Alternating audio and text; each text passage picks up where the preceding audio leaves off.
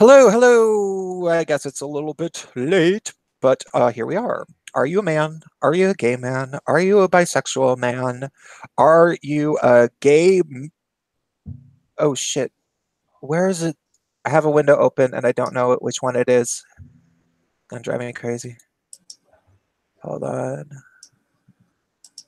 Oh, wait, was that not me? Because now I can't hear it anymore. Oh, there we go. Okay. So, um, are you a man? Are you a gay man? Are you a bisexual man? Are you a woman that kind of likes gay men? Are you somebody that cares about the gender specific issues of men and boys, in particular, how they relate to the current feminist tyranny in the gay male community? Do you think that that's interesting subject to talk about? Well, you are in the right place. And this fellow that we have with us, Visions of I believe it's Visions of Color Audiozine. He, I do believe, is the first gay male that we've had on who is a racial minority. So and this is not to say that I have not had plenty of racial minorities on my main channel, and I've um had gay black guys on my channel before in the past. But there is this, like, if you ever talk about any of these things, there's always going to be those people being like, why is it always the gay white men who say this crap? And well, it's not true, actually. It's harder to find other people because it's kind of hard to find gay guys in the first place. It's kind of harder to find gay guys who are racial minorities. And so, of course, it's even harder to find people who are willing to be like, you know what, I'm not into intersectional feminism entirely. I'm not like all this like social justice Francesca Ramsey crap. I don't know if I'm really buying it. I think it's kind of dumb. And if they do say that, then they get in a lot of trouble with their peers. But a lot of people will have divergent opinions. Now, I don't want to speak for Visions of Color all that much because it's been a really long time since we talked. And to be perfectly honest, he interviewed me on his channel and I talked a massive amount. I just like sat there talking the whole time. And I want to hear more from him tonight. So I'm going to mute myself and eat. Introduce yourself. Tell us about what you do as a internet persona. Hi, am I coming in okay?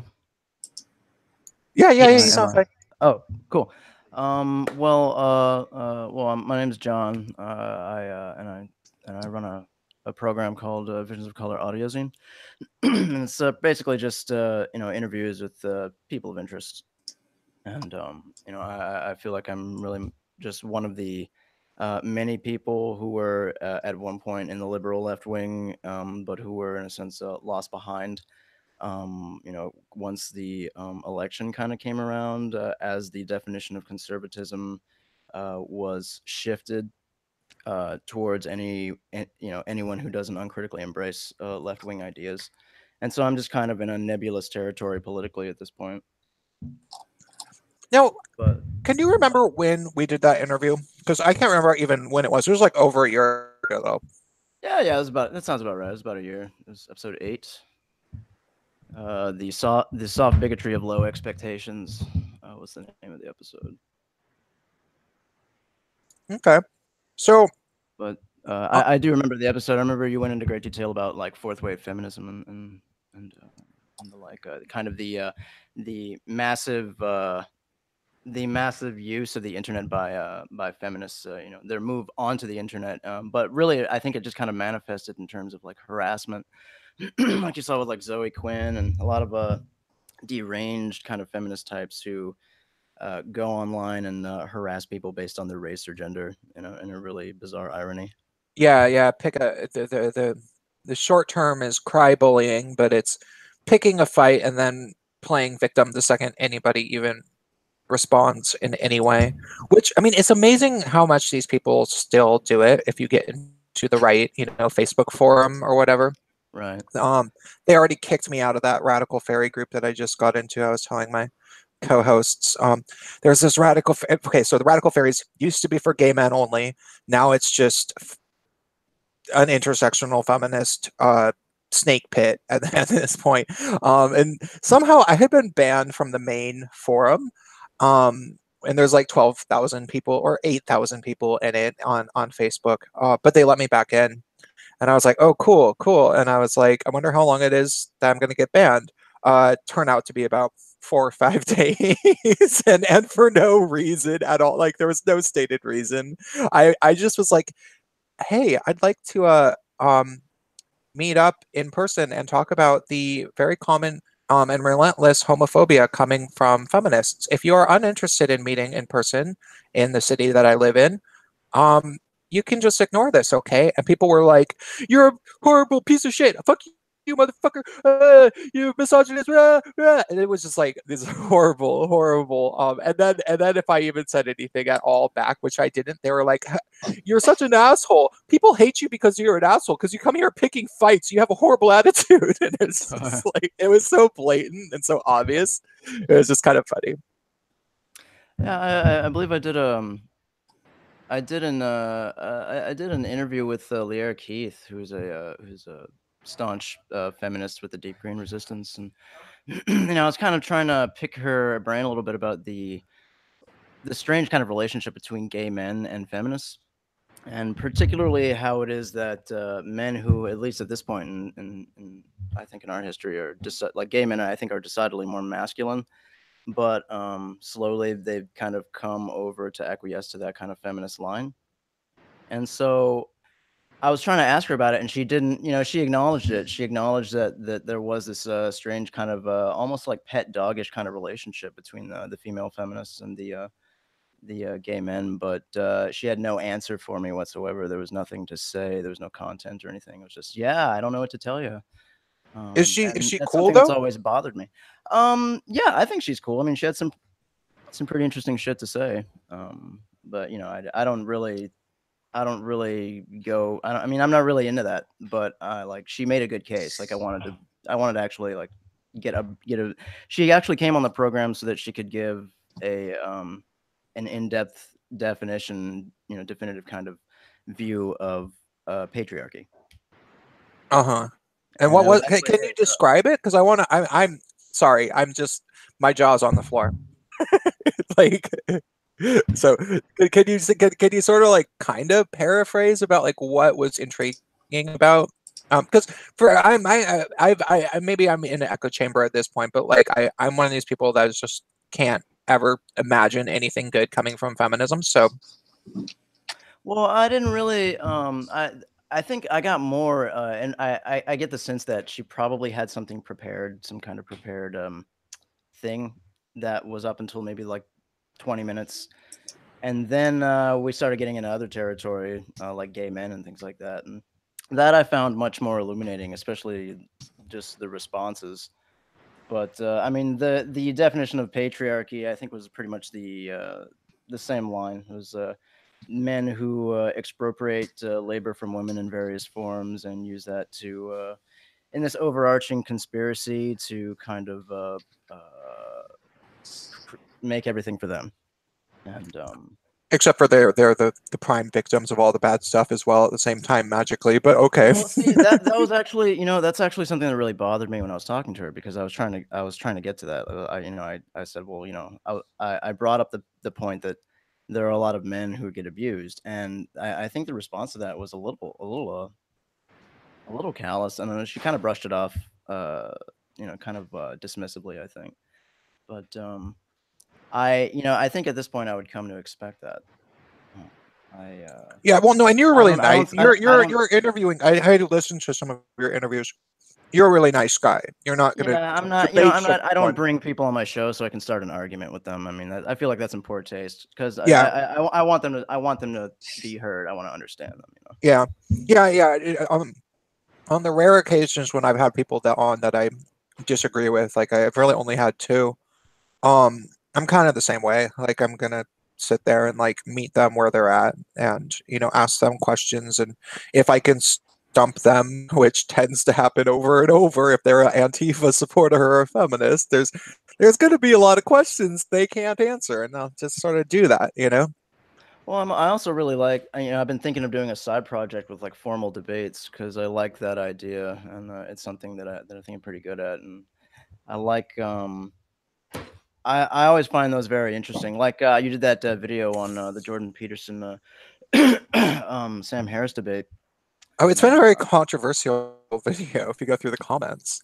Yeah, yeah. I mean, but those two, I think those two usually generate controversy. You know, when they get together. When you have intellectual titans, you know, butting heads, that's always gonna put meat in the seats. Yeah. Did you watch the debate? I watched some of it. I mean, I honestly didn't find it that interesting. No, I fucking The hated it. honestly, Like, the like Chris, you know, I like the whole thing. The whole if from coming like if you're an atheist or whatever, or if you're not with religion or whatever, I think all of that was pretty well covered by Christopher Hitchens. I mean, I feel like we're just kind of mulching over the same old shit, and I'm not really interested in the religion versus atheism debate anymore. yeah, see, I wasn't ever into it at all. Like to me, like being someone that grew up in the far left, like exclusively, I wasn't ever around religious people, and it was only kind of like over the past 3 years when I started to realize that feminism is a religion. I'm not one of these people that will say, like, if you want to know my personal opinion, it is that feminism is a full blown religion. If I am writing a video, I will say it's an ideology just because that's, easier for people to hear. But my personal belief is that these are people that like believe in some sort of goddess. And they believe that the universe is a goddess, or that Earth Mother Gaia is a goddess. Like they act, and um What they exactly? I mean, it's hard to distinguish a religion from a cult in a lot of instances. yeah. But so yeah, then I started getting a little bit more interested in the that debate. Um, but I don't know. You watched my video. I felt as if Peterson was being weird and deliberately avoiding answering questions for a really long time. And apparently it didn't even go on just for 2 nights. I heard it went on for two more. Really, 4 nights total. Yeah, like it was this 8 hour Wow. debate. Hmm. Yeah, Well, which is strange, but it's like there's a lot of people who really really wanted to believe that like Peterson was coming out on the high ground, and I maybe because of the fact that I wasn't invested in the argument, I tuned out a little bit, but well, if we're talking yeah. about cults, I mean, Jordan Peterson, you know, I initially liked a lot of his ideas and still do, but it's like I'm very leery of this almost like cult like status, almost like cult like celebrity status. Like his following is can be at times radical. Yeah, yeah. No, it definitely is. It's definitely. I think I actually wrote a whole video called "Beware the Cult of Jordan Peterson" on Oh, my old computer, and then it crashed, and I don't have anything on my old computer, and so I never made it into a video.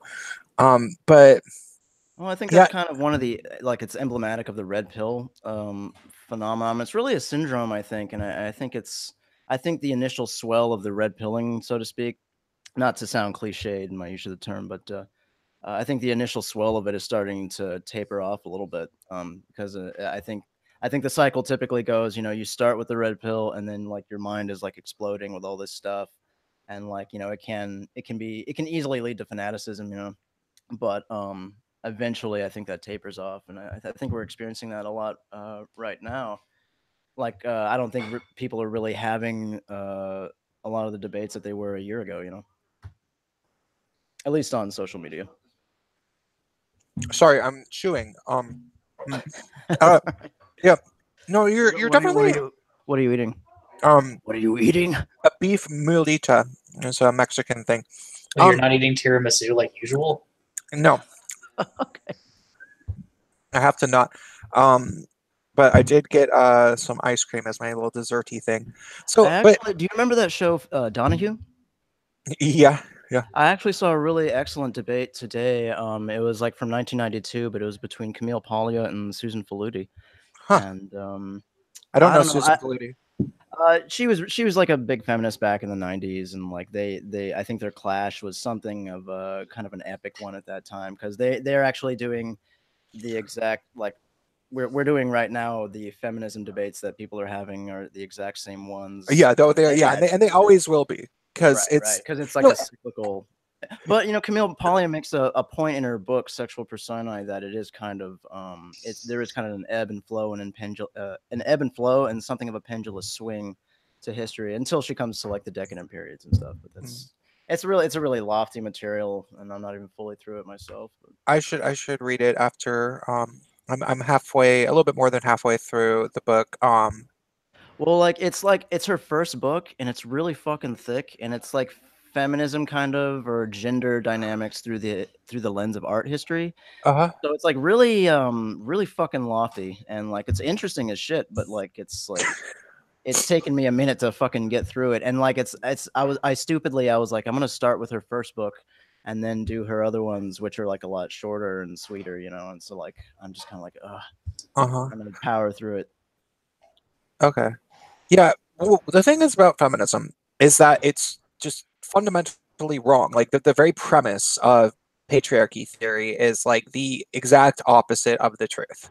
And so, like the feminist worldview is that men are, despite what it might seem like from everything that we know about men and their urges to protect women and sacrifice their own lives to save the women and children by going to war, or sacrificing themselves, to save them from natural disasters, and working long hours to bring home, stuff for the family, like all the things that men do, secretly it's actually a bad deal for the women. That's just so obviously incredibly untrue that the only reason that feminism doesn't have a specific holy text or a specific prophet is because there's never going to be one, because like you're never going to get a holy person that's like talking about anything like that. You're going to get a bunch of lunatics, and that's what happens over and over. Like the feminists of years past are forgotten. Like whatever feminist theory authors have come from whatever decade, they're usually going to mostly be forgotten because they're full of crap. And so, like, currently, the current reigning queen of feminism is Bell Hooks. And Bell Hooks is a lunatic, and not even like kind of a lunatic. Like, you read her book.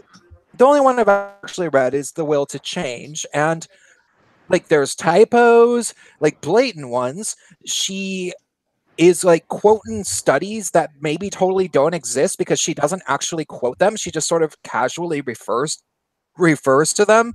She goes on and on about how men think, but she openly admits that she doesn't really know any men. And then also, by the way, she was dramatically physically abused by her father before the age of 5. And it's like, okay, nobody even needs to debunk this woman. She's debunked herself. Like it would be the equivalent of like somebody delivering a really a very eloquent argument against somebody, and their response would be like, "Oh yeah, oh yeah. Well, you don't know nothing. You stupid men's, you patriarchy, and yeah, I'm a woman, and motherfucker." Like that's like the level. It's like, okay, I think we know who won the debate, and that's their Right. patron. The matron saint of feminism is somebody that acts like this. So 20 years time, people are going to be like, "Oh yeah, bell hooks, ha ha ha ha ha."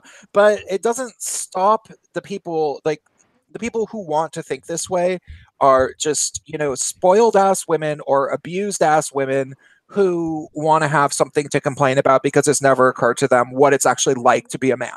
And there will always be people like that, but they will also always be forgotten. Well, like, I mean, I'm not, I don't know how old you are, but I'm 30, and like, when I was in high I'm school, 36. 36, okay, back then I was, like a radical, leftist kind of dude, and like even a black nationalist to some degree, which actually, if you look at the anarchist and black nationalists, they do actually have some very conservative beliefs, but anyway, but back then, the main reading was like Susan Griffin, like Woman in Nature, and like Andrea Dworkin and stuff like that. Which Andrea Dworkin, I think, really was who laid the groundwork for this really um, radical, ideology that's springing up now, and I think really is kind of having a really poisonous effects on the way people think. Yeah. And, Andrea Dworkin, actually, just for the record. Yeah. People,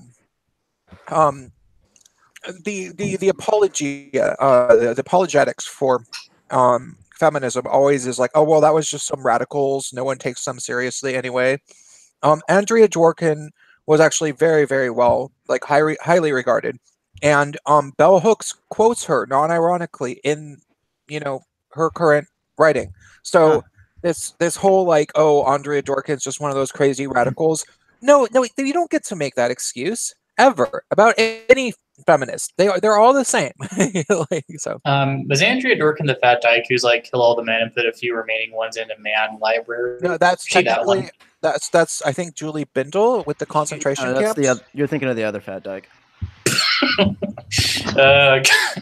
Before we go too far, I was wondering about this man library. How does one apply for a card? We are the card. Nice. Carry on.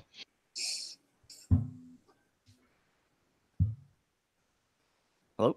Oh, well, so anyway, I don't know. I think that I think radical ideology. I think as people get pulled into more and more greater extremes, I think we're going to have a lot more problems.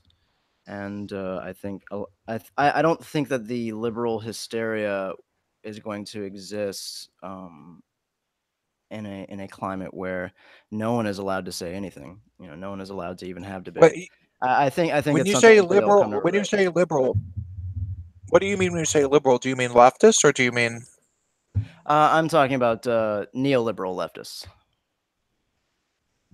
What do you mean? So like standard Democrat or SJW? Well, I actually, what I've noticed over the last year or two, and especially in the run up to the election, is that they're trying to merge the whole Democratic Party with the SJWs, is what I'm seeing. And then there's also like an opposite effect going on with people like on the right or with people who are like pro-Trump. And there does seem to be like a weird demographic thing going on where like these demographics are connecting to these two different sides. And it's creating like a almost polarizing effect on not only like public policy, but on the way people think. And like it's creating a very divisive and harmful atmosphere, especially for people, especially like in the so-called post-fact society. It's like the main media organizations, they started talking all this shit about the post-fact society because I think that was like, around the time of the fake news thing. And so it's like a society where, anything can be faked, anything can be looked up, anyone can go on the internet to find something to support their already their already held views and beliefs and stuff like that. So like there is no standard of truth anymore, it seems like. Or at least they'd like to paint it that way so that they can I think that's I think that you're right when you say that they're just trying to paint it that way and to easily manipulate things. I think it's actually not really that hard to, research and fact check and figure out where this claim came from or where it originated from, and if it potentially has any validity. It's not, it's just not impossible to do that. But they don't really want you knowing that. Like they want you to watch a ContraPoints video and think that ContraPoints must be smart because of them big words. And, like ignore the fact that this person just spent 20 minutes obfuscating their point and actually lied blatantly like 3 or 4 times and then spent the rest of the video beating around the bush. You can bother to check and figure out that, wait, ContraPoints is lying about Jordan Peterson. ContraPoints is deliberately misrepresenting him, saying absurd things like, there was a line in the Jordan Peterson video where Contra was like, it might be true that a lot of people on university campuses are radical Marxist communists that think I forget what exactly they said, but it's absolutely, he said a large percentage of people on universities are Marxists, true, but absolutely 0% of corporate HR are. And well, it's they're highly like capitalist. No, that's not true though. Corporate HR is largely composed of Marxists, especially at places like Google, and we know that. Well, Like like you're talking about, like in the tech sector. well, we don't know the full extent of it, but largely in tech and social media, and various different media companies, like for ContraPoints to say 0%, it's like, okay, you just want to say something that sounds good, except for it's easy to fact check that and prove that that isn't true, and then we. Oh, okay, you know what? I'll go down like a whole rabbit hole of talking about the deliberate misinformation that's put out there, because now I'm thinking about my stalker, which Bacon had a encounter with on the video of I have this weird stalker who it just this person has been coming after starting arguments, not even arguments really, trying to plant plausible deniability of literally every fact and a logical argument that I make in my videos.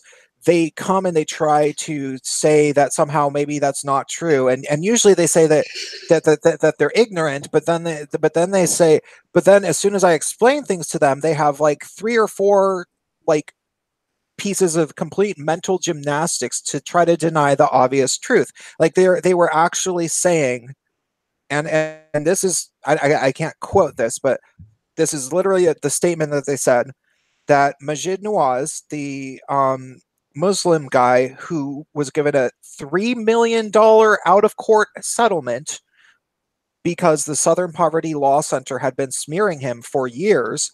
They said, no, that was an accident, and they've cleared things up. And it's like, no, that's not how things work.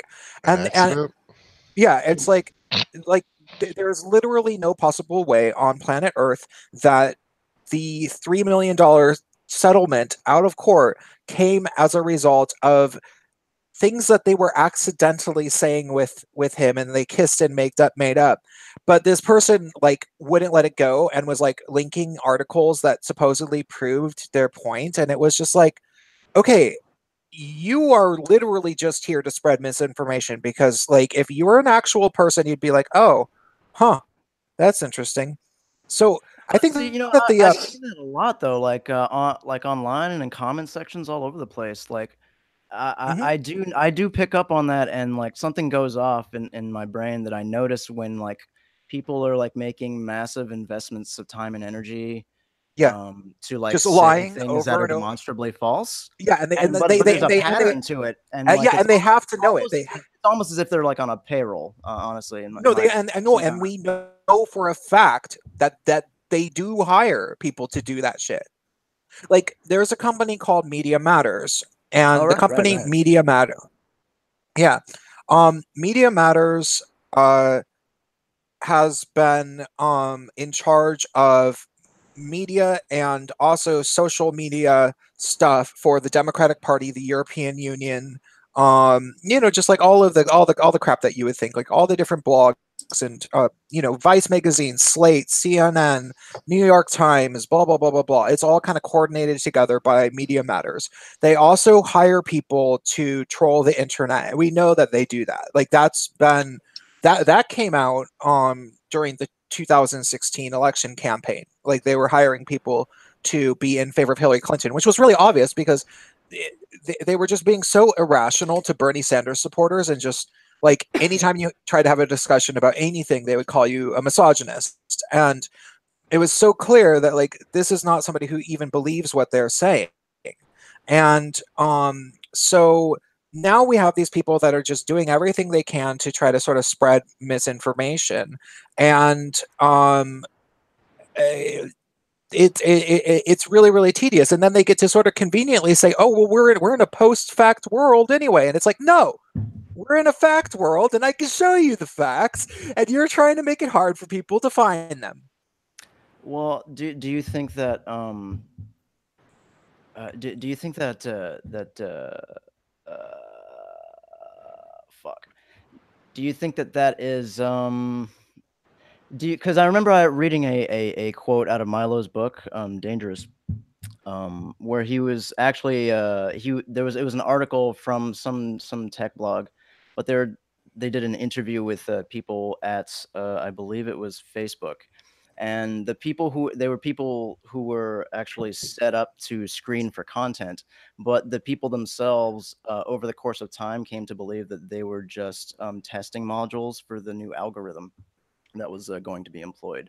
And I think so. I mean, if what you're, what you're talking about, like with it happened in 2016, then that would kind of corroborate what we're seeing now, which is like YouTube. They're employing massive amounts of people to like sit down and like screen shit, by eye and ear or whatever. I'm not exactly sure how they're doing it, but it doesn't seem like the algorithm can really analyze things like tonal in nature. It seems to take stuff like pretty seriously, like literally, I guess.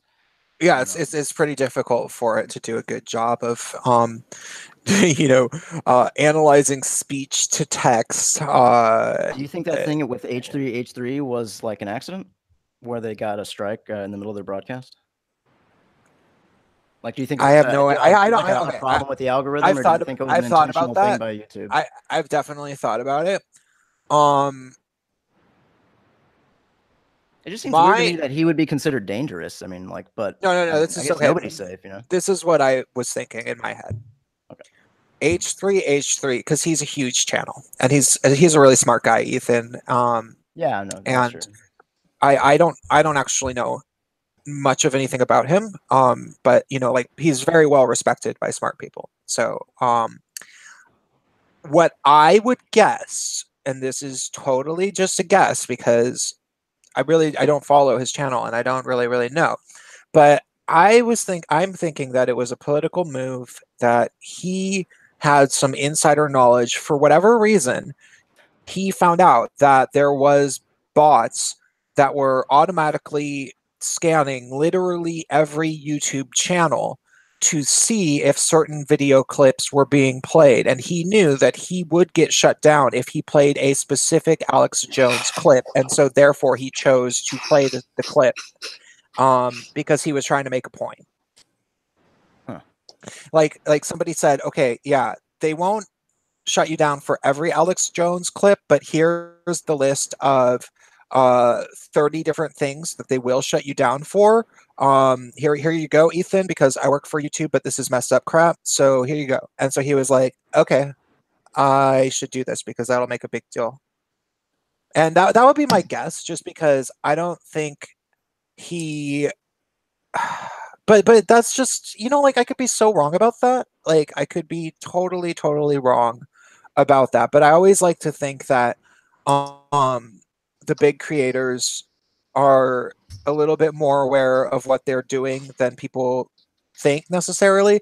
Like for example, and maybe I'm wrong about this too, but like remember when PewDiePie was playing video games and was like he's like, what a fucking nigger, or some shit. Yeah. I didn't believe that he did that on accident. Like I was like, no, he had to. I mean, all he does is sit there playing video games, talking. That his entire career is based on that. I really don't think you make that mistake. That would be like a fucking like professional chef, like accidentally pissing on a platter. Like what? No, like that doesn't happen. Well, I think So- there was probably once a time when that would go unnoticed. I mean, I think at a certain point in YouTube's history. Are you sure? No, I'm not sure, but I just I don't know. I mean, it does fall within the time span, like, and it's fairly recent that happened. But it seems like there's been like a build up to that. Yeah, I don't know. I just kind of Like I think there was a time when you could like if your channel was large enough and you had like hundreds of thousands of subscribers, then like just getting flagged, like flag mobs and shit like that, they wouldn't always just take down all your shit. You certainly like getting channels and stuff deleted like that. I don't remember that being a thing back in like 2014. Yeah, well, and I just kind of feel like weren't allowed to drop the N bomb all of Obama's presidency. Like it was like not even to be edgy, not even like there's just some things that you did not do, even in jest, if you were a white person. The And irony, I think, is that Obama was responsible for more deaths of colored people worldwide than the police on any given year of his presidency. oh, he was responsible for pretty much every bad I thing that did you could not know possibly that. imagine. I think that the levels of misinformation that came, as a result of the blatant media bias that he already came into office with, people's willing ignorance of his negative actions because of the fact that he was a black progressive and they loved that, and then He was also the fact that assassinating American citizens. yeah, and then the fact that he also legalized the usage of propaganda on the American people. You take all those things together, we are going to be learning about all of the horrible things that he did for the rest of our lives. Like when we're old men, and you know how like your dad watches like the History Channel, and you're just like, oh my god, dude, that World War II, like why do you still watch crap about World War II? Well, we're going to be learning crap about Obama, and it's going to be on the History Channel. We're going to be like, oh man, I didn't even know that all that crap happened in Libya till 10, 15 years later. Like if you look at um there's an international site called, I believe it's called Air Wars, and it tracks all of the civilian casualties, and I think military casualties from drone strikes that are happen in various countries, and the drone wars are mainly going on in Middle Eastern countries, so it's like Iraq, Syria. And then they have a whole special section for all of the different drone strikes in Libya, because there's like way more. And it's always like on Iraq and on Syria, it's like, here's the attack. It happened on, March 31st of 2014, and 67 uh, jihadist soldiers were killed, and 11 civilians were killed, or something like that, right? It lists, and that's what this site is supposed to be. And I was looking to see if I could, detect anything fishy about the site, but from what I could see, it was a legit kind of humanitarian organization that was just tracking how many people die in these. Well, you go into the Libya section, I shit you not, it's like way more attacks, and then it's always like civilian deaths unknown, civilian deaths unknown, civilian deaths unknown, over and over, like not a single actual listing of how many civilians are dying. And so like Libya might as well be like um some like dystopic, like just completely horrible wasteland of, like Mad Max, Terminator 2, like, like the beginning scene of Terminator 2. I seem to remember Glenn Greenwald going on, I think it was like Democracy Now! Or something, and it was back during the Obama presidency, but he was talking about how they would constantly fudge the numbers by fuzzing the lines between like what are technically counted as like quote unquote civilian casualties or like wounded or things like that. Like there were a lot of deaths apparently hidden in those numbers. Uh-huh. Yeah, it was mostly, I mean, I don't know why this place couldn't report on them, is what I want to know. It's like, And also, I was very upset and very disturbed by the fact that he signed the National Defense Authorization Act. I mean, it had a very damaging effect, and it really broadened the powers of the, the Patriot Act and previously held, and really increased the hellish level of the security state. And now all these 5G towers and shit are going up everywhere, and it's like they have total with the Snowden leaks. I mean, I think it was pretty succinct in how what the level of totality of control that they have over information and media, and the ties between Facebook and I guess InQtel, right? Like a CIA front company and shit like that. And it's very I think Obama is just kind of another link in the chain of you know, rich cocksuckers who don't give a fuck about anybody, and they're going to go along with a plan that was set in motion a long time ago, uh, in order to bring about like the national security state that right now seems it's starting to get to a level that's almost dystopian. Yeah, well, I think Obama was mostly just a dumbass. Like, I don't think I Oh, don't even think. you don't really believe that these people in positions of elite political power like are fools. I mean, they said the same thing about Reagan. They said the same thing about George Bush. Well, okay, Sometimes here's the thing. he would flub the line of a country or something, or he'd make stupid jokes, or he'd be a buffoon. But he actually managed to ram through all of his neoconservative agenda, everything that he planned and wanted. And they got everything that they wanted. Yeah, He was the perfect puppet in place of the right. yeah. But I think Obama was quite stupid, though, is the thing. And the reason why I say that is because he had all of these like weird, communist type aspirations. And I think that he was sort of being led on to believe that he would be able to achieve a lot more. And he was thinking that he was going to do it in the name of like sort of communist type crap. And then it turned out that he had to make all these deals with the capitalists. And he was like, oh crap. Well, I don't want to let the nation know that I ran them into the ground. So I am going to just start lying about the economy and sign a bunch more deals with people. And the reason I say that is just how incredibly horribly he performed in the Mitt Romney debates. Like, did you ever watch those? No. Yeah, I watched some of them. It was absurd how much of an idiot he sounded like. Like, it was like, is this George Bush would do the same thing. I think they shift it. Like, if you actually go to the gubernatorial debates, George Bush Jr., he's actually pretty sharp on his game. And somehow, he grows a Texan accent and he's suddenly a dumbass come presidency time. I think it's a ruse. And also, if you go back, I think it was in 2004. I thought in 2004, so too. Obama, he gave a speech at the Democratic National Convention, I think it was 2004, somewhere around there. But in that speech, I mean, the spotlight is on him, and it seems like he's clearly being groomed, probably, I would assume, by corporate entities, the same corporate cocksuckers that fuck this over, But it seems like he's being groomed for the presidency.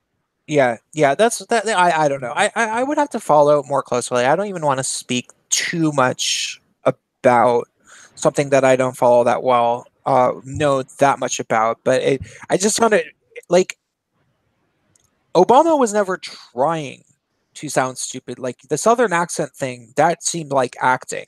Like it was over the top. Like he actually said internets one time, and it was like, okay, there's no way that he doesn't know better than that. But with Obama, it was like when you were watching him debate Mitt Romney, it was like he was trying to keep it together, but just failing miserably, and like pausing and sweating, and like he didn't know what to do. And like Nixon. I haven't watched Nixon debate. The Nixon Kennedy debate. He was all sweaty and he looked all bedraggled and shitty, and Nixon's all like this clean cut young boy. And I know he's more like yes. Things. That was a really interesting debate to begin with, the Nixon Kennedy one. Depending on if you were watching it on television or if you were listening to it on radio, people had very different ideas of who won that one. Huh. Interesting. I did not know that. That there were separate and different cuts for the cool. No, it was more of how things came across. I mean, if because I guess if you didn't see it, you don't get the right. Sorry. Appearance matters. But anyhow, go ahead. Well, I would argue that politics is probably solely appearance, really. I think it's really a surface. I think it's a show. Kind of. It's as Gore Vidal said. It's like one political party with two right wings. I mean, they're sucking each other's cocks and laughing at us. Yeah, that's true. That's true. Well, okay, let's not talk about direct politics all that much because ultimately, it's mostly not really what we do here. And I'd be a little bit more interested in hearing some specific details about yourself. Do you hang out with the gay community? Not so much anymore. You know, I'm like mostly a family man. I'm actually bi. If I can, I'll just Oh, disclose you that. are? Yeah, yeah. But I mean, I have a kid, so that takes up most of my time. I remember But you saying that. yeah. But I mean, I've been openly gay in the city of San Antonio for. I mean, I don't know. It's honestly, I find it weird to fall back on the term bisexual just because like, I, I feel like that just in my mind. I mean, I could be wrong. There could be an official thing for it, but it seems like it denotes you're half this and half that, and I feel like I'm fully both. So I just do whatever. And so, but I've been doing whatever, openly gay in the city of San Antonio for about 12 or 13 years. I don't know, so at least 10. Huh. Just doing my thing. Okay. Yeah, actually, I used to work on the gay strip. I lived on there for quite a while. And they had I was the overnight cook for the gay burger joint across the street from the 18 and up club. Huh. And I saw a lot of people with their pants down get beat up. What do you mean? I was also a cook in a strip club one time, like drunk people who pee everywhere and then get tackled by police. Oh, okay, I got you. Ooh, those Yeah, I was guys. like, wait. There's a lot of different reasons why that could have been the case, and I wanted to know the precise one. I don't know. I'm more interested in the cooking at a strip club thing. Please tell me you weren't frying bacon. Oh, dude, that place is gross. It's called like the San Antonio Men's Club. It's off of 35 and Rittiman, and it would always be like hookers or I'm sorry, strippers, whatever. Like sitting on the cutting boards and shit. All kinds of like gross. I don't know, gross drugs and shit being done. A couple shootings and stuff. It was not the best job I've had. Huh. I almost got a job at a strip club being the like a girl strip club being the DJ.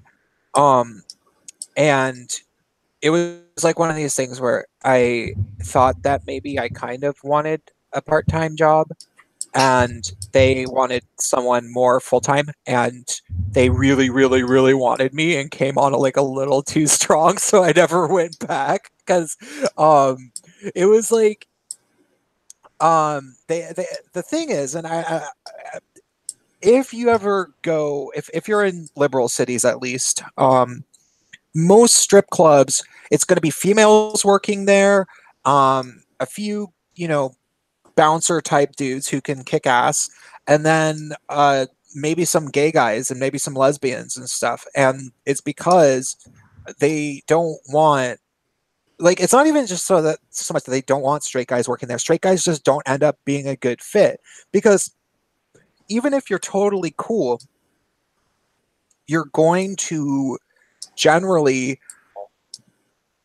you're gonna kind of have to do one of two things. It's like, one, he's gonna be a total asshole and he's gonna try to fuck all the women, or two, he's gonna sit there trying to be rude to all the women, pretending like he doesn't want to fuck at least a dozen of them because he probably does.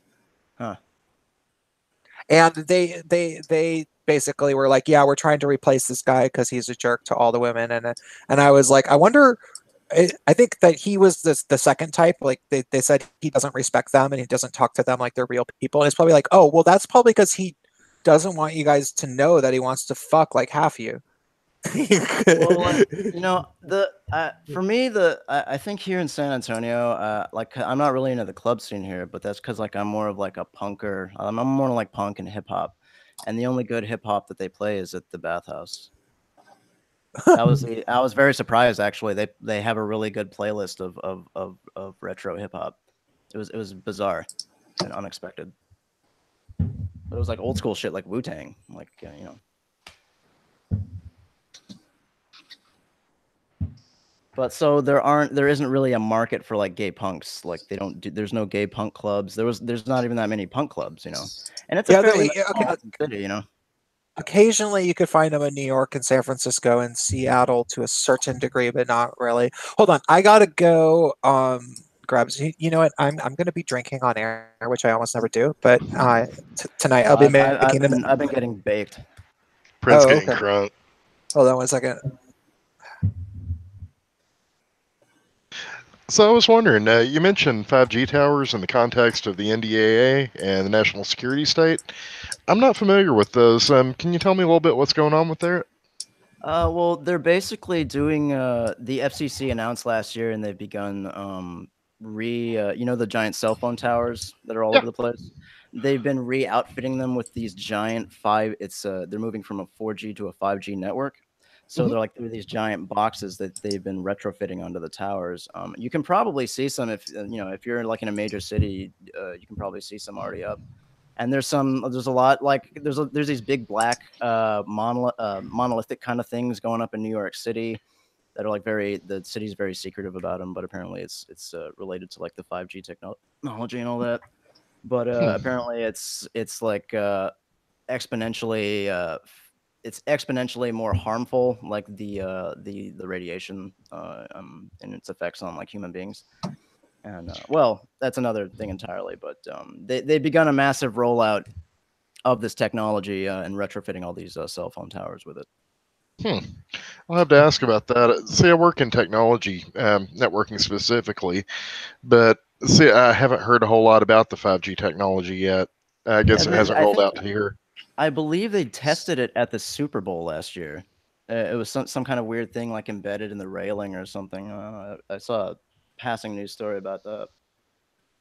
But yeah, it's and the chairman of the FCC, I believe, he made a very rousing speech about how it needed to be done, how basically blah blah blah we are gonna do it and we're gonna ram it down, you know, whether we like it or not. And I mean, they're already, but yeah, no, it's interesting shit. Are they going to be using it for surveillance among other things? Well, you know, it's what they could be using it for. I don't know.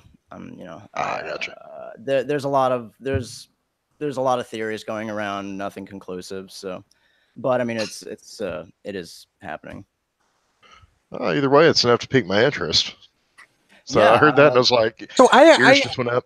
I don't understand what this is at all. Like, it's a big tower that gives out radiation because reasons. Well, supposedly, there is no, you can't get any information about them that's going on in New York City. Like there are these large black, I don't know, like boxes that are going up, and people like are noticing that they're springing up in the city and asking about them. They're like, well, it's classified kind of shit. Like we can't. The city of New York. So like we're in 2001. And there's the monolith, and That's like just what I was thinking. Yeah. Well, that there Dreamfall was a company in Texas that was actually making some of them for there was like a park area in New York, and a lot of the residents actually were like fighting to not have them there.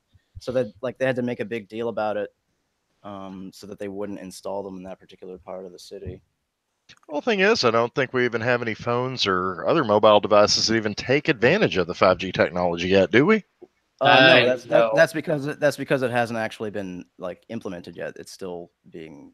I would figure they'd at least put devices on the network or on the market before they really started doing a big push. Otherwise, it's kind of a waste. Yeah, it is. Like I know my Wi-Fi router can do air quotes 5G, but it's like nothing can handle that. Like my iPhone can't do that. T-Mobile is launching 5G in 30 cities apparently, including New York and LA. I mean, it's, you know, New York City begins early phases of 5G deployment. Sprint bringing 5G to New York, Phoenix, and Kansas in 2019. I mean, they're doing it. It's just I think it's going under the radar for a lot of people. Huh. So if you haven't already hit that like button, please do. That would be cool. That's a really interesting thing. It makes you really wonder. It's so easy to think that it must be for some weird nefarious purpose, or there's just going to be like a really, really radical change Well, anytime going there's a down. new technology, you know, there's usually like a fringe element that takes that, what it's you know, meant to be used for, and then they just extrapolate that to like what it's capable of, and like that becomes the basis for a lot of conspiracy theories and things like that. Yeah. I think that's usually just people talking in terms of its capability, and it's a little disingenuous. So speaking of conspiracy theories, I was telling the guys in our group chat that I came. This isn't really so much of a conspiracy theory because I don't have like a grand unifying theory to go along with this. It's mostly just a term that I came up with. I have my little terms. Like first I came up with DJW, which stands for Doxing Justice Warrior, which you will run into a lot on YouTube. People are obsessed with anytime somebody maybe sort of kind of knew someone who sort of maybe potentially doxed somebody on a private server. Oh my God, run them off of YouTube. She's crying on air. Oh my God. There was that. And then I came up with Shacker, which is these people who are somewhere in between a professional troll and a hacker. So maybe they do hack a little bit, and they probably would, like, these are horrible people. They probably would hack into people's bank accounts if they could figure out how, but they're not really that smart. Instead, they mostly just create a lot of sock puppet accounts and annoy people on the internet. And you can give them, you know, a list of 10 things to say to annoy this person, and they'll do it for like a while. And so the Shackers. And the new one is the alt psych, which is to describe the fact that like I don't even really like I keep the more and more I investigate, I am not convinced that the alt right is even real. Like it's so absurd. On that topic, now that some time has passed since it happened, how do you feel in retrospect about the whole Candace Owens? That was a conspiracy theory, wasn't it? That she was like an undercover SJW or something like that, who was like doxing people. I have no fucking idea. If she is, then she is very good at it. She's got me convinced. I think it was Yeah, like that Tree of Life, you know, whoever that is, or I think that's the name, Tree of Life, or I think that Tree of Logic some like black tranny or something. her name is Tree of Logic, and I don't think she's actually trans, but I can Oh see shit. I could see the mistake. Well, I mean, I just remember seeing a video or two on that topic. I don't like watch her all the time. I'm not. I would be every bit, if not more, inclined to not trust Tree of Logic entirely because she's a little bit wacky herself. Though she had some really she had some really funny videos, like her when she came out first and she was talking about how Black Lives Matters is a I think she called it like Black Lives Matter is a LGBT organization, and What? yeah, well, because she was like everybody involved in it is like lesbians and bi people, and the only men that are involved are gay, which is basically true in terms of the higher up organizing. Aside from Sean King, like he counts, he's not even black. Talcum X. Yeah, yeah. Wow. No, yeah, fuck Sean King, dude. He's not black. He's not a fucking black guy. I'm just saying Yeah, that, dude. He's I'm a blacker than fucking Sean fraud. I don't want to fuck him. No. I'm blacker than Sean King, and no, I would not fuck him. I actually have standards. He is a white fraud that has participated in fucking over black people. And he just like that, like I don't know, I wouldn't say the same about Rachel Dolezal, but it's that same flavor of bullshit where like they end up like it's worse these with Sean large King. black organizations. Like what the fuck is going on? It's worse with Sean King though, because Rachel Dolezal I think was overall somewhat harmless. Like I don't think that like she was just she's so easy to make fun of. Yeah, and she's like I just weird, and you know she was in the Spokane, Washington chapter of like the NAACP or some crap. And the thing is that Spokane is in eastern Washington. That's where it's like a desert over there. It's not a significant city, really. It's not. Nobody cares about Spokane. It's not like there's nothing really to even really be said about what her position was. But Sean King is like at the epicenter. Like he's one of the only people that's still going with the Black Lives Matter stuff to this day. You know, like nobody else. Like when's the last time you heard from Alicia? I used to be into like black nationalism kind of shit, but like it's very, very interesting as a black dude to see the black nationalists merging with like LGBT like rights people and all that stuff. Like because like the black nationalists have historically been very homophobic. That's what that's what ties to Islam. Hello. Yeah, that's what Tree of Logic says in the video that I was yeah, it's she's all like, I had a lot of respect for civil rights movements from the leaders from the 60s and 70s, especially the men. Now, let me tell you, growing up in the black neighborhood, we have a strictly don't ask, don't tell policy when it comes to gay men. When every year, when it would be Christmas time, the leader of the gospel choir at our church would always have his Christmas, performance, and he would pack the place. And this man was very, very obviously gay. Did people know? Of course they did. But he would never say so because it's don't ask, don't tell. But if you want to go look at Black Lives Matter to find out that they are a LGBT organization, you don't have to go any further than their homepage. I'm going to show you guys right here. And then she starts reading it, and she's like, I don't know why people don't realize it's an LGBT organization. I mean, it's like Plymouth Rock Fail upside your head. And I thought that was kind of funny. I have noticed in my sexploits throughout the city that like black, and I don't know if your guys' experience is the same. Maybe it's different just for demographic reasons or whatever. But like, I've noticed that in the black community in general, there is more of an anti-gay sentiment, and I think that contributes to what I've observed, which is that that there is a larger quote unquote down low community that I've come into contact here in San Antonio.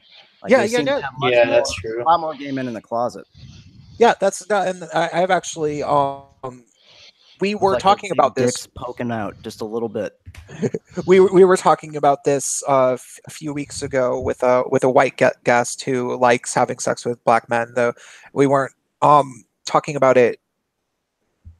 I don't remember how we started talking about it, but somebody said that black gay men have a tendency to be really, really obviously gay, very, very flaming. And I said, I think that there is definitely truth to that, because like when there's a flaming black gay guy, like he's pretty hard to ignore generally, you know? Right.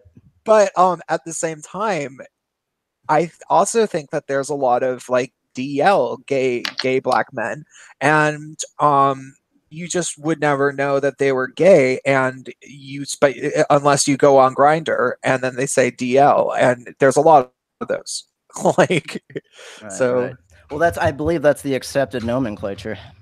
It's like for a black man who's in the closet is like a down low brother. Now we have an equivalent here, but there's I'm sorry, here being Arkansas, but there's a little bit of a difference. And that difference is with our DL people, it's like, yeah, everybody knows but them, and we're just waiting for them to figure it out. Yeah.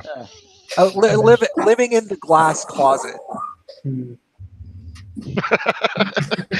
People live in glass closets shouldn't throw orgies. Have you ever done an orgy? I've never been to an orgy, admittedly. How many people? Well, okay, fine. Answer. Short answer. Short answer. I don't look good enough. I'm still a virgin. I think you look pretty good. Hey, you know what? I applaud that. Don't laugh at that, man. That's cool. Good for you. No, he's not a virgin. Fuck you, then. We all know. What the hell do you know? You don't know me. I Oh. identify as a virgin. Thank you. Well, I identify Hey, as hot. I just suck at being one. If I could go back, I would totally do it. Well, I identify as sexy, and we all know that's not true. Well, at least I ain't gonna fall for that now. You're I- gonna bet I- yourself. I have had group sex kind of a lot. Well, wait, is group sex technically the same thing as an orgy? I mean, when I Well, think that's orgy, what I think wanna know. like What do you I think? think like 10. I think an Well, orgy is like tens of people, but like group sex could be like Tens 5. of people. Yeah, count the limbs and divide Well, by what about- 4. what That about- kind of Like thing. you use the whole house for that shit.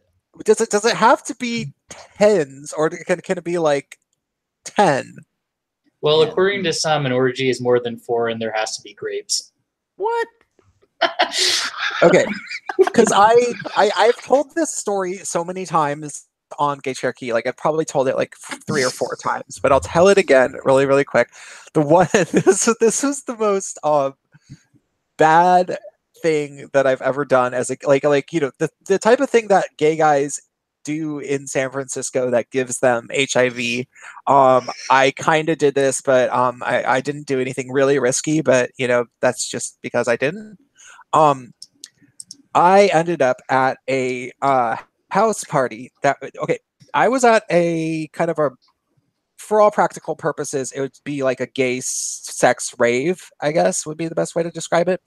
So it's probably like like glow sticks and shit, or like light no, up not like dildos? glow sticks, but a dance floor with electronic music and various different rooms that had like beds in them, and about 200 or 300 people, and guys just fully naked everywhere, like walking around dancing on the dance floor to find a guy to go into one of the rooms to have sex with, and speakers in all the rooms. And Sounds I like was a bathhouse. probably yeah, essentially, but it was a private thing, so you had to know about it. And I was one of the DJ performers. I performed that night. That was one of the things. I sang a little DJ? song.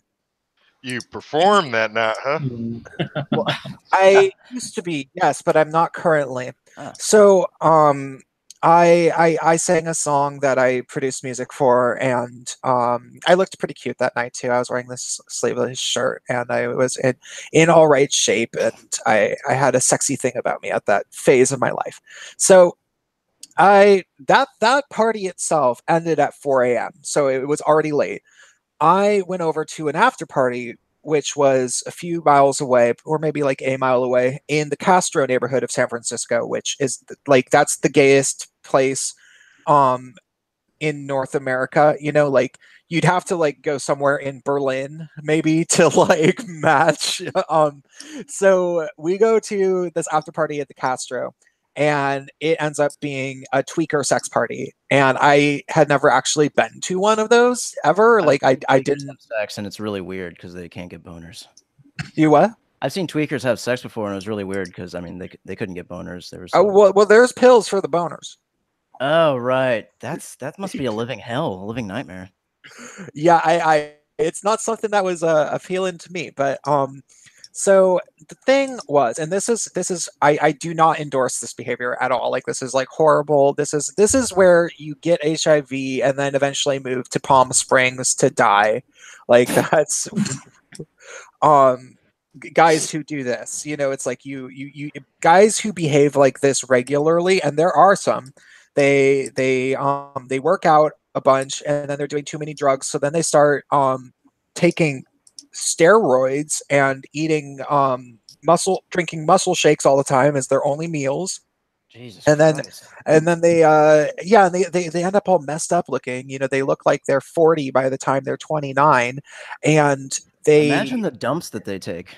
Just like it's I probably know. like a whole salad of just nonsense and I mess. drink. Well, I drink a and- lot of- Yeah, I'm surprised they can take a dump at all. yeah. that's what I was gonna say. Like last time I did that, I like shot out a brick. These are people that douche all the time, is the other thing. And so they probably have all sorts of special ways of like breaking up whatever's in there.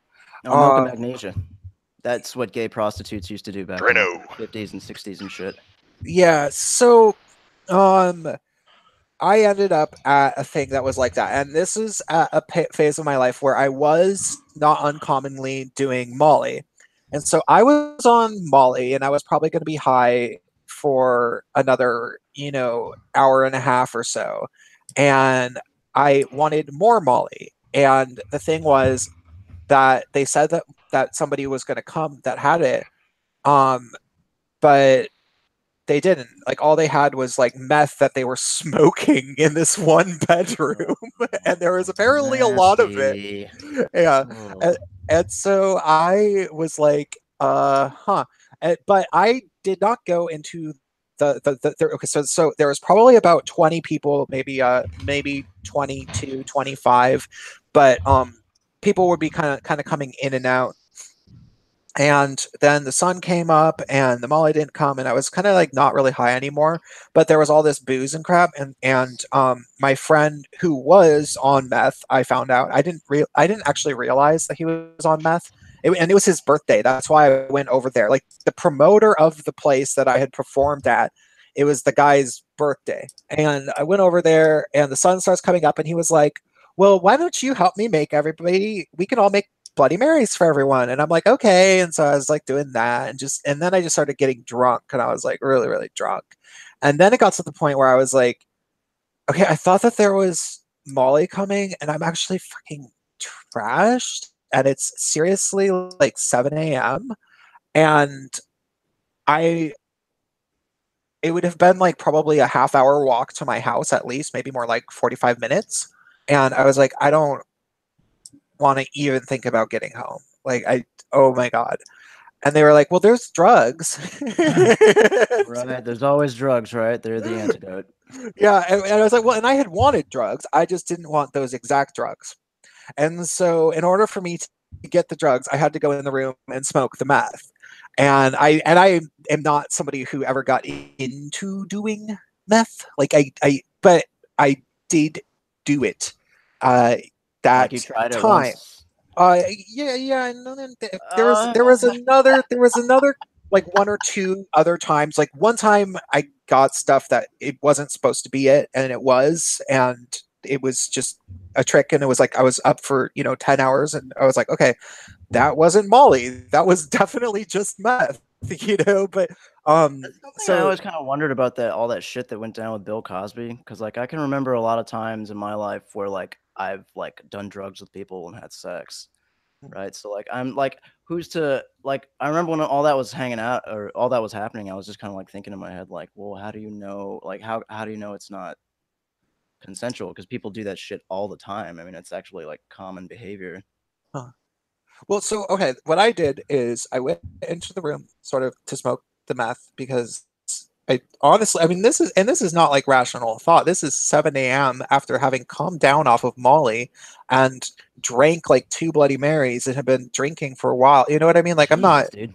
I'm not in my right mind already. If I was anyone else, I probably wouldn't have been in a blackout, but it's almost impossible to get me to black out. So, like, I went in there to smoke the meth and I did it. And then I was like, and there was all these guys and they kind of, were looking at me and stuff. And there was some hot porn on, and there was probably like 8, 10 guys in there. It's hard. And 2 or 3 of them were just standing up, jerking themselves off, like just like standing there. It was very strange. That is strange. Yeah. But yeah, that sounds right. Like that sounds right, but it's strange. Yeah. And so I just decided to, I think I took off all my clothes except for my hat for some reason. And I don't know how I got a boner. Maybe some guy just started sort of sucking my dick until I had one. I think it's obviously the hat. Yeah. Totally the hat. Yeah, no, so then I sort of just lied on my back and closed my eyes, and multiple different guys started sucking my dick, and I don't really know how many because I had my eyes closed.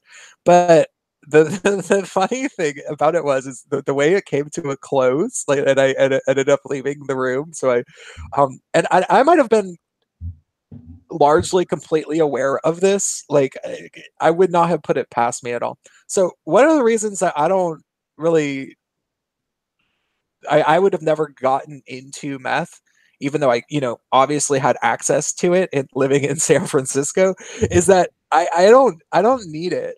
Like I don't. I think meth is mostly a thing for like trannies, like at least because I worked on the strip, for a while and like for like at least a year, and like there's a lot of like tranny prostitutes and shit that would emerge like at night in the periphery, and like the word is that they would just smoke a lot of meth so that they could stay thin. Okay, well, gay guys do it a lot too. Yeah, well, Certainly. that's another thing. It's like it's that's like it's like a gay party drug almost at this point. Yeah. I've So not, well, I rarely see it outside of like a scenario that you're describing, or like yeah, yeah. outside of something like that. You know? So what happened was like guys were like sucking my dick, and That's the best return to a story ever. yeah. So these guys are like multiple different guys were sucking my dick, and after a little while, I was just talking. I have no fucking idea what I was saying. I probably didn't even make sense. And I was kind of aware that I was annoying them, but I wouldn't shut up. And then after probably like 3 or 4 or 5 minutes or so of different guys like sucking my dick only for me to just sort of keep talking the whole time, eventually they seemed fine with me leaving the room, and so I did, and I was like, okay, well, now I'm high. that was I guess you came out ahead. No pun intended. Yeah, that was my experience with an actual orgy. And so it's gross and awful. There were guys having anal sex in that room, and so what?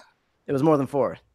Oh yeah, there was like 3 standing up. There was like, you said did you say 10? Probably, and the thing is, it was a whole house. Or it was like a whole 2-bedroom apartment with a fairly big living room. And in the living room, there was all sorts of like beanbag chairs and crap like that. And there was guys like hooking up with each other as well. And the bed that was in that room with the TV and the porn, that was a big enough bed that you could easily have like 6 guys on it. Like it was like as if somebody designed that apartment to be for this purpose. Right. Well, if you're gonna be having orgies, I mean, you're gonna need a good realtor. You're gonna want to maximize like every square foot. Well, it figures in San Francisco. It's like, yeah, we don't got space for anything else, but we do have an orgy room. Oh God, I could just so see the poor salesman, on like her first day. So do you have a bondage room with this house? What, like a sex dungeon? But we have one in the basement. It's rent. It's we pay. You pay with quarters.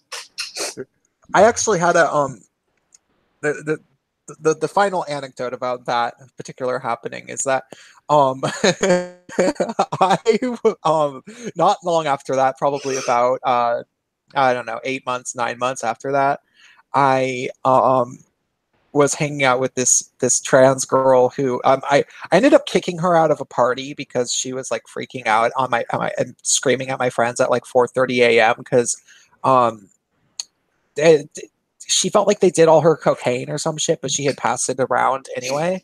And so it was like, I don't know what you're screaming about, but it was she seriously went on for like 20 minutes to a half hour. And eventually it was like, okay, you can't just scream at people at their house, in their house. And they weren't asserting themselves. So I kicked her out. And then I saw her not long after that. And we like made up because I was like, no, I actually had fun hanging out with you until I felt compelled to kick you out.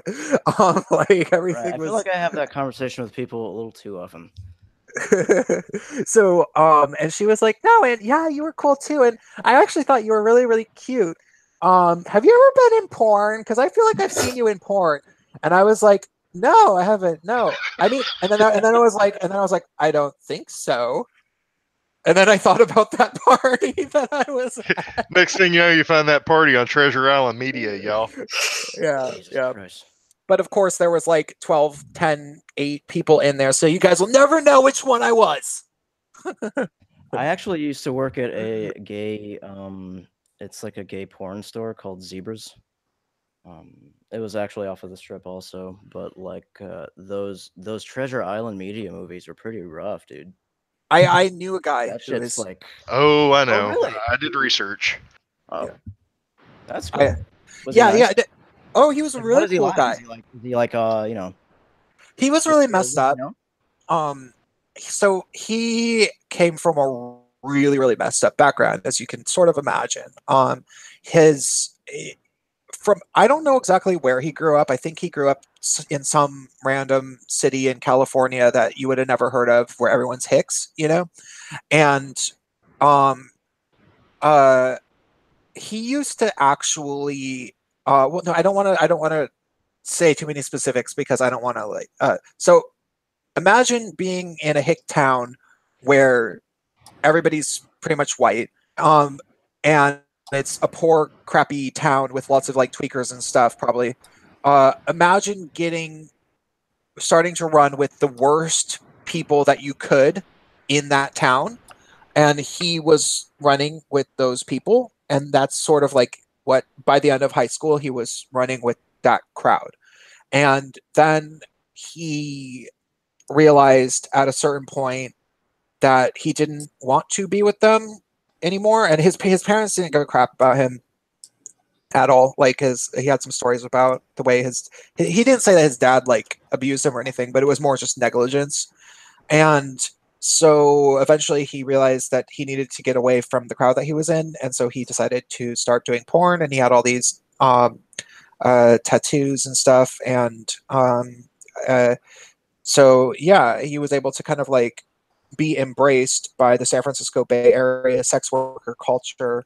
And I mean, he is pretty. I don't want to say no. I mean, it's safe to say that he was messed up, but he was also really kind. Like he didn't have a malicious bone in him, and it was kind of like one of those things where everybody. I would say maybe it was just my personal bias, but everybody who knew him said that he's just always like the sweetest guy, and it was almost like maybe he's just happy that people are nice to him.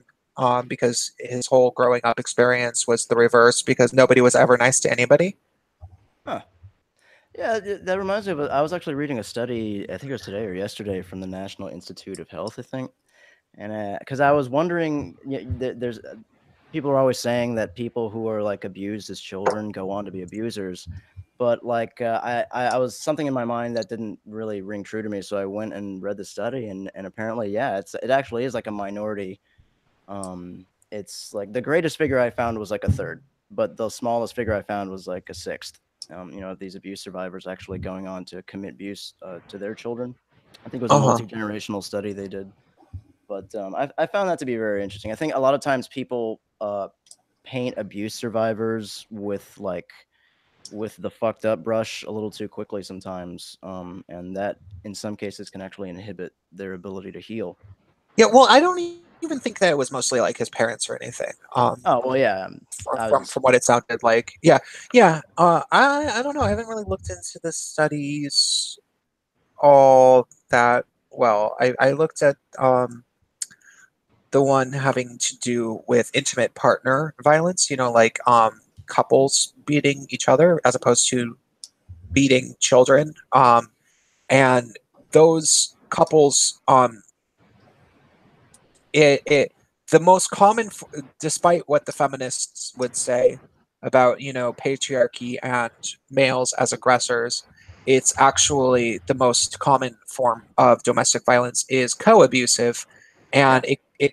it generally tends to be not necessarily that somebody was abused by their parents as a child, which often comes with it, but it's more so that they grew up watching their mom and their dad, or their mom or their dad, hit the other partner repeatedly, to the point where that became normalized in their head about Oh, how people resolve conflicts. And if that's what you grow up with, you have a tendency to do that in your own relationships, unless you actively you know train your mind to think that that's unacceptable.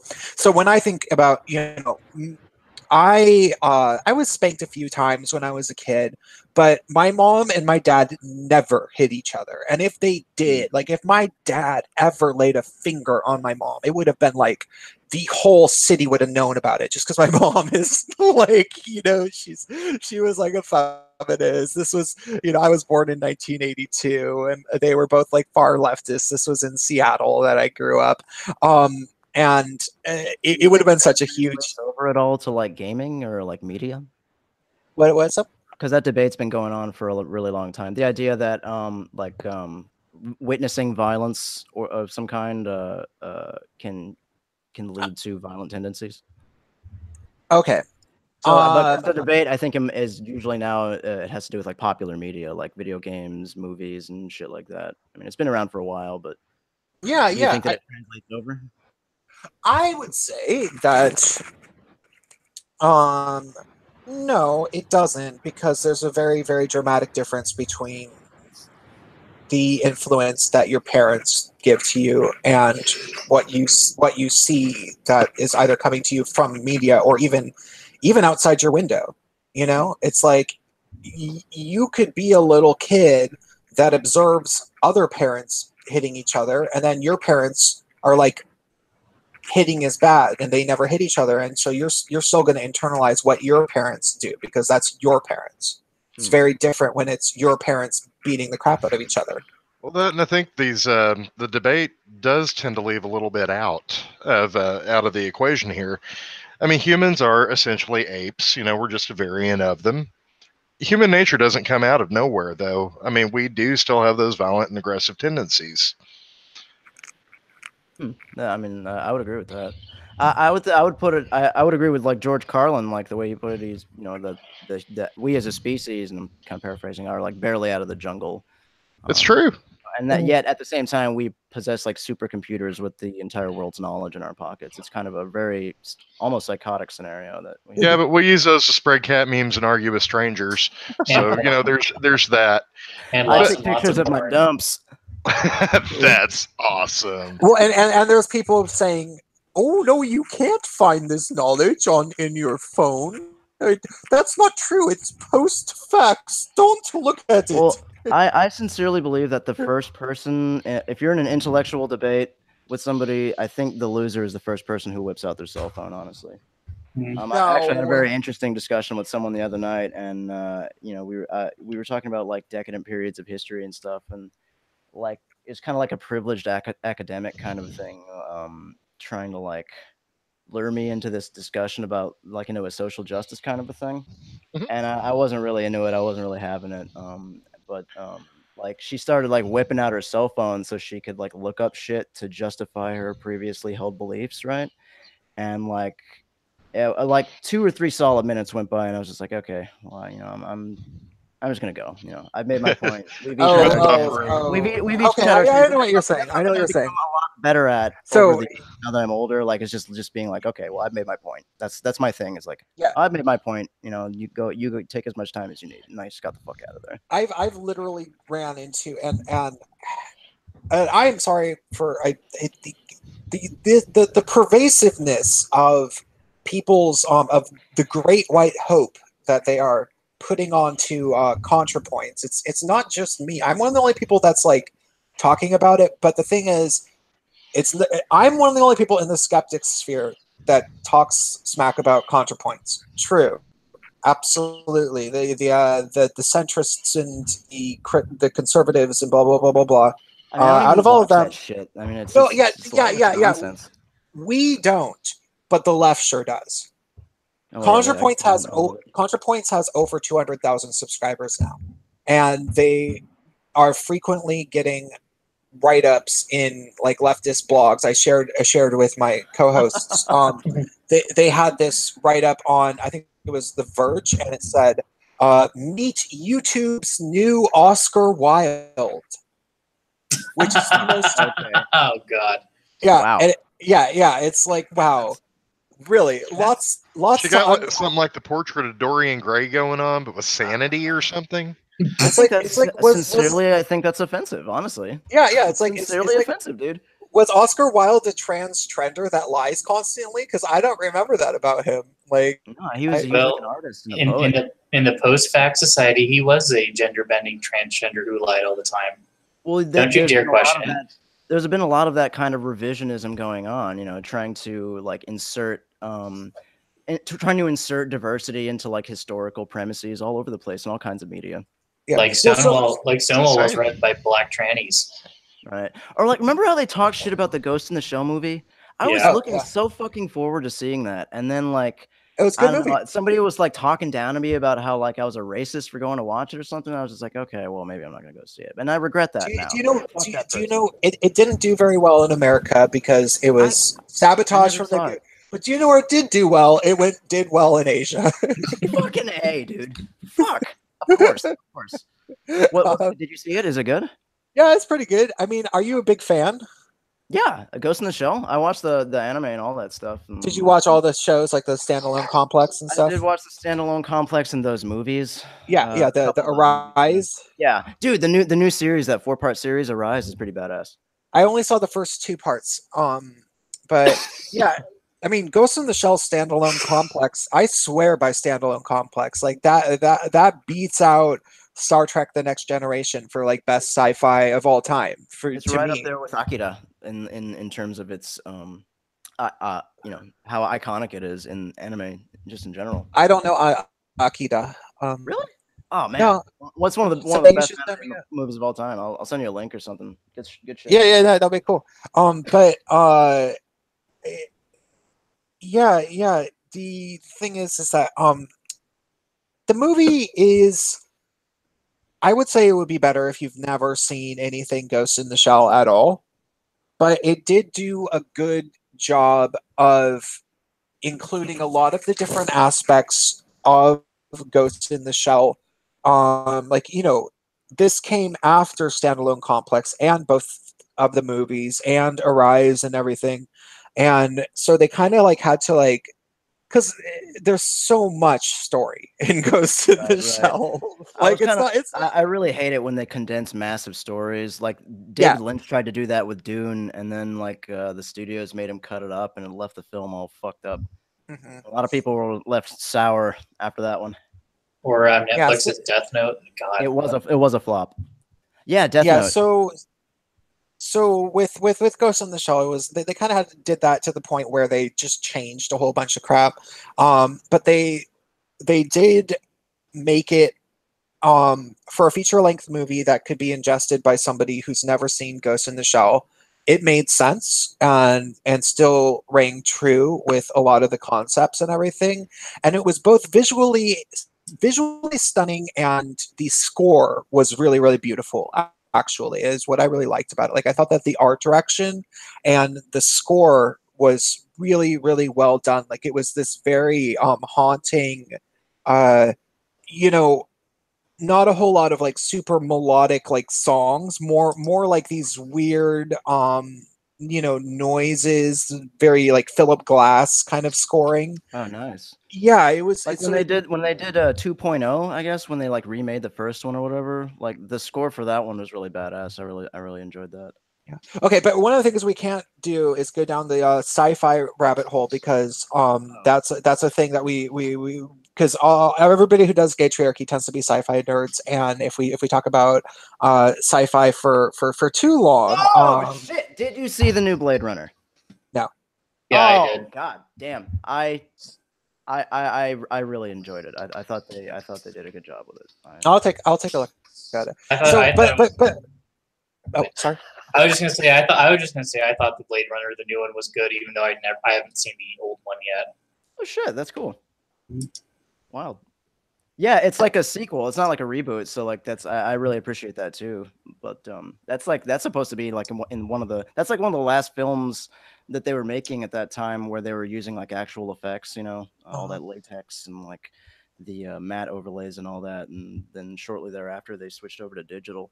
And like you know, shit looks all weird now that everything's all CG. And I mean it's improved, but Yeah, a lot of people will say that Ghost in the Shell was just a ripoff of Blade Runner, and it's like, oh, you mean in the way that there was AI in it? Because I think yeah, there's like been a dystopian future, isn't that like sci-fi bedrock right there? yeah. No, Ghost in the Shell had fundamentals. It was I think like something like 4 fundamentals that it had. It was the main thing was the combination of the cyber mind, telekinetic, or not telekinetic, telepathy. The Telepathic? yeah, they were all they're all telepathic with each other by way of computer brains is the main thing that the story revolves around. But then there's also cyborgs, and then AI and robotics, and a few other things that make Ghost in the Shell unique. And it's very good. I heard that in the opening credits, if you pause it at just the right time, you can see 9/11. I'm kidding. I'm just fucking. You can also see that on the Saudi Twitter account. Dude, I watched this video the other day. It was so fucking funny. It was a straight hour of this conspiracy theorist dude talking about he pulls up all these crazy ass clips from different shows and shit going back to like the 50s and just like looking for 9/11 and all this stuff, and it is so retarded. Like it's just a solid hour of it, dude. And it's like he's like focusing in on like anytime the Twin Towers is like mentioned in pop culture, it's like that goes in the video. It's fucking hilarious. I love it. So I don't remember exactly what I was going to say when I brought this up before, but I do like positing the question, and we're back on the subject of conspiracy theories. I am not convinced that the alt-right is real. And, it's something that I largely would only talk about in private because there was a lot of people who were very, very gung-ho at like coming after me and trying to like, it wasn't just that they would call me a conspiracy theorist. It was that they would call me a conspiracy theorist and then stalk me for a month straight asking me what I knew. Like, why did you say that? Like the people who are perpetuating one of the grandest conspiracy theories that's been going on for like more than a year now since Donald Trump got elected, and like and now they're trying to deplatform the conspiracy theorists on alternate media, right? The people who would follow me around, simultaneously calling me a conspiracy theorist, but then also asking me what I knew. They weren't even identifiably like leftists or anything. It was hard to even know who the hell they were. Yeah, it's like what, like flat earthers and shit, or like no, like shackers, the people who are right. that's that earlier. Yeah, that's what they were. That's what they seemed like. It was like dumbasses who, like I don't, and their way of asking me, they weren't even asking good questions. Like if they had someone clever asking me good questions, then maybe they could have tricked me into saying something on accident by getting me to answer a hard question or something. But it was more just like, what do you know? What do you know about this? You're a conspiracy theorist. I don't believe you. But how about like but debate that's why they would say, you're a conspiracy theorist. I don't believe you. You're saying dumb stuff.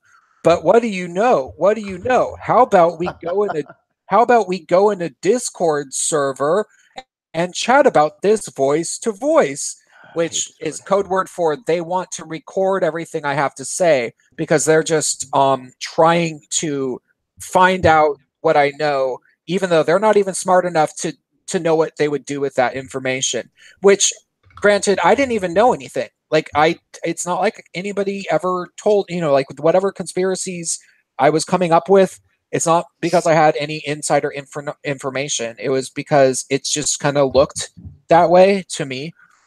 But that being said, a lot of it revolved around the alt-right. It revolved around the alt-right playing victim and trying to sort of say that certain YouTubers had doxed them or some crap like that, and it's coming out that they were totally just lying about like all of it pretty much. And to the point where it's starting to just seem like the alt-right, like it's like, is it even real? like because it's always been pretty obvious that about like 95% of the alt-right presence on Twitter and YouTube or it's hardly even on YouTube because that would require people to speak with their actual voices, but it's like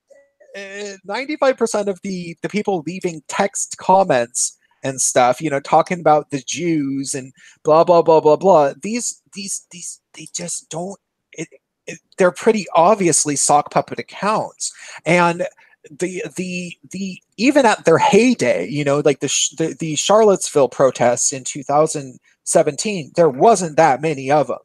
Like and even out of those, 200 people or maybe even less, that they did get to show up there, a huge percentage of them were not actually like white nationalists or anything. They legitimately thought that it was for all right-wing people, and they had been kind of duped. And so then we had the Washington D.C. one, and there's even less. And it's like, okay, no, there is not actually some like growing or even significant pool of white nationalists, and it's not even a conspiracy to bring that up anymore, really. And now it, but then, I've actually been meeting more and more people who are becoming, like that whole. Remember when that guy put up that sign that said it's okay to be white? Remember that whole fucking thing? Yeah. Yes. Yeah, it's I've been meeting more and more white people who are shedding the bullshit white guilt complex. I mean, I wouldn't call them white nationalists, but people who are not kowtowing to race politics and shit from generations ago that they had nothing to do with. Okay, I am meeting more and more of those people. But I think those are the quote unquote white nationalists that a lot of people are trying to defame. Well, yeah, they're trying to falsely equivocate those people. Like, and I would be one of those people. Like, I am about as non-racist as a person as you can possibly get. Like, I really like, I in a lot of ways I'm one of these South Park motherfuckers where I just kind of make fun of everybody, and I have a extremely high standard for who I will ever want to talk to at all in any way. And if you make it onto that list, congratulations, because there's very, very few people, and I'm definitely open to all races getting on that list because it's rather lonely in my existence, And that being said, I don't think that white guilt has served me. I don't think it's served my nation anymore. I'm not going to sit there and have somebody ever insert their race as an argument in the dramatic majority of discourse, aside from, if they can make a case where it's like, look, because of the fact that I'm black, when I walk into a restaurant and people look at me, it does make me nervous, or like if there's like a tangible reason for something, then yeah, and I will consider that. But the levels of absurdity that it's gotten, and the way that racial politics and people's lived experiences has become such a crutch for individuals, like it's absolved so many people from actually having to even entertain the notion of engaging in a intelligent debate. It's something that I now think that I need to actively oppose this concept of white guilt. And it's like, and the same fundamentally physically wrong. I mean, isn't it fundamentally philosophically wrong that people should be punished for the sins of their father? I mean, that's ridiculous. Or even, yeah, absolutely. And then also, isn't it fundamentally philosophically wrong to demand that the minority be treated as more important than the majority? And I say that as a gay man. I am being a selfish little cunt if I ever think that there should be a positive double standard in my favor because of the fact that I'm a gay guy. Like, I really, really, really, really, really gotta like do everything I can to not fall back on that, because ultimately that is, beggars can't be choosers, and if people are trying to be cool with me, I should be happy. I honestly think like the mainstreamlining of like the gay rights movement over the last 35 years or so, I think it's taken the male excitement, out of what the community kind of was. I mean, there used to be that aspect of there used to be a much closer, more tightly knit kind of aspect, but I think it's getting much more spread out now. And like, there's a quality that's been lost that was fun. I think it's the fun. I feel like that's getting lost more and more as like gay guys become more and more boring, honestly.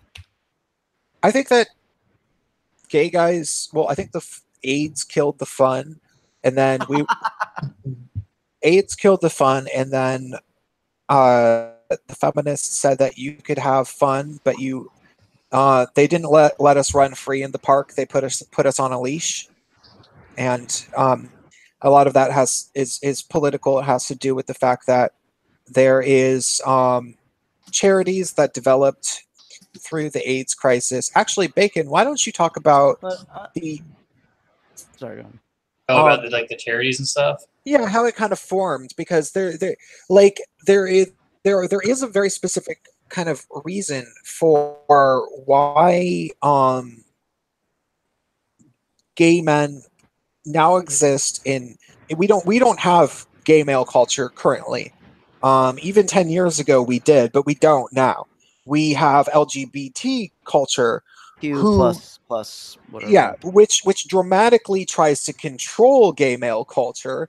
And the reason that we got to LGBT culture is by way of Bacon. Take it away. Yeah. I'll be back in a second. Well, generally speaking, a lot of the earlier groups formed for blatantly political reasons. So they would get press attention and all that crap, and then later on it became HIV related stuff. And then after that, for as far as gay men or bi men specific stuff goes, that was basically the end of it. It was just HIV, and then general politics. Let's keep meandering, and visibility, blogs, and never mind the fact that we're raising millions of dollars and flushing it into politics. Don't look behind the curtain, people. That's basically gay charity these days. Never mind that old man behind the emerald curtain. Well, I'm not talking specifically in terms of sexual promiscuity. I'm talking about more of a male spiritual, like a male spiritual masculinity kind of thing. I think if anything, I feel like gay men have lost. They're slowly losing their masculinity as they're having to kowtow more and more towards feminism. And I do also sense a reaction, like a group of people in the gay community who are reacting negatively to that also. I think the ones that have stayed within I don't call it a community, I call it a movement. I think the ones that have stayed there are actively not masculine, and I think more masculine guys just kind of leave and are like, "Yeah, fuck this noise. I don't need to deal with this anymore." Because I have met more masculine gay bi men just scattered about in daily life, but the ones that are all like, "Oh, I'm super gay," are going to be the feminine ones, just because for whatever reason they still get some mileage out of the dying movement. Can I kick the hornet's nest for a minute? Go ahead. I like hornets. Excellent. Straight guys are getting the same thing. Masculinity itself it's almost like people are trying to weed it out. But the thing is, that's what gives us our flavor, That's exactly our what I'm talking essence. about. Yeah, And like that book that I was reading by Camille Paglia, it's like she puts forth a similar notion. She's talking about like ancient Greek going, back into antiquity and shit. But like the idea that females, the idea that the fact that they lived in something of a male-centered culture is actually what contributed to their power, and vice versa in terms of the incredibly astounding feats that men were able to produce as a result. And I think the same thing carries over to gay people.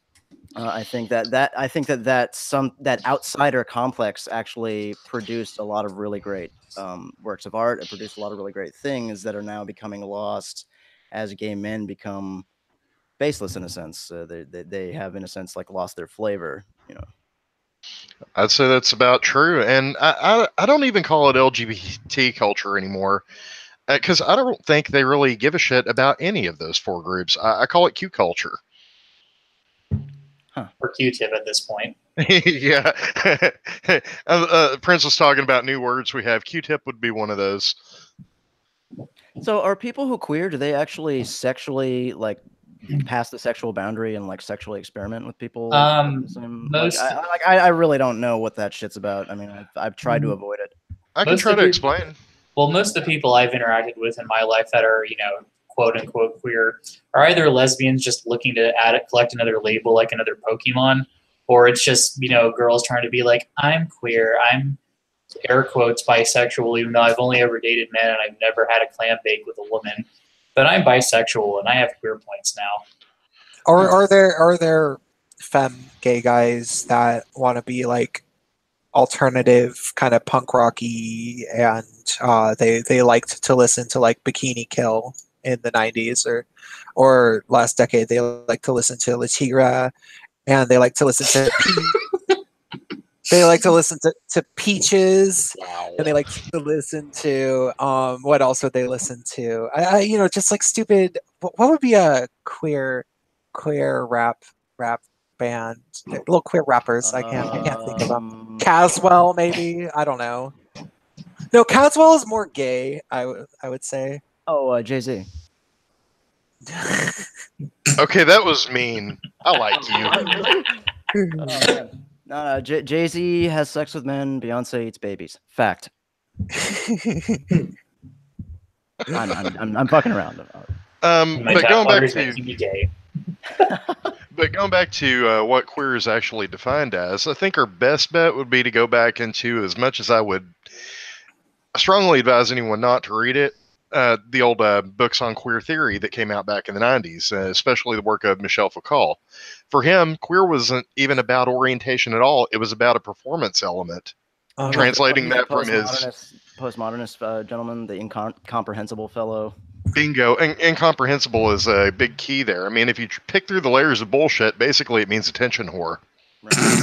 And that is with his definition, just with all the academia nut bullshit taken out of it. It literally means doing things just for the sake of attention. We And already had a word for that, histrionic. Do you know who I'm thinking? Did you guys watch Theron Meyer's new video? I don't watch Theron very much. I never really liked her. Well, I'm afraid I missed. she vanished from YouTube for like 7 months, and now she has a "I'm Back" video, and it's the most cringy thing. Is she the one where like I'm all non-binary now and I want to set ContraPoints off? Is it that video? No, that's her general demeanor off camera. I'll just be over here but- traumatized. I've gone from No. MRA to dick sucking ContraPoints. She doesn't say anything about ContraPoints. But it's basically, I don't want to like watch it on air and be like that kind of streamers where we like watch and giggle and be like catty biatches, but I kind of do, but we're not going to. We're all a little bit of that catty bitch. True. No, it's what she just goes up there and she's like, she makes a really, really big show out of being crazy. And she's like, the thing is with me is that I have anxiety. And, when I made the video, people were like, really, when I made the video about non-binary, people were really like, I don't know, just really aggressive. And then she starts like just having Tourette's and saying things that don't make any sense. And then she just meanders and doesn't stay on topic. And the whole point of the video is basically, in a sentence, I'm back. Don't expect anything rational from me ever again because I've changed my mind. I'm insane. Maybe she's a little rusty after 7 months. No, she's deliberately trying to plant. Okay, she knows perfectly well that she what she got known for on YouTube, being one of these like rational people that tried to, from the inside out, deconstruct what was wrong with LGBT culture. Yeah, I remember when the word skeptic was like booming all over YouTube for that period. Indeed. Yeah, so she tried to be one of these people and be like, I'm part of the trans community and I, hang out with feminists and LGBT people, and I got really, really tired of them, and this is what's wrong with them. And she tried to be chill about it, and then she just broke. She just somehow for whatever reason, she started hanging out with ContraPoints, and she took everything back. like everything that made her well known on YouTube. Or... She just decided that she didn't agree with it anymore, but she didn't even really say why. She just was like, never mind, I want to be an SJW, take me back, SJWs. And I think that the thing is that I don't think that the SJWs probably embraced her with open arms. And then there was people like myself who I actually kind of knew her, and I had watched a lot of her videos. I offered really, really, really harsh criticisms. Like, I was not at all pussyfooting around telling her, like, no, Theron, no. Um, you just totally, you didn't just backpedal, you pedaled so far back that the chain came off your gears, and then you picked up the chain and then you threw it as far away from you as you could. Like, you are, this is the most shameful, embarrassing display of integrity that I've witnessed in a long time. And you're not going to benefit from me for acting like it's okay that you did this, because I don't think that you just changed your mind. I think that you buckled under social pressure. And then, and here's the thing.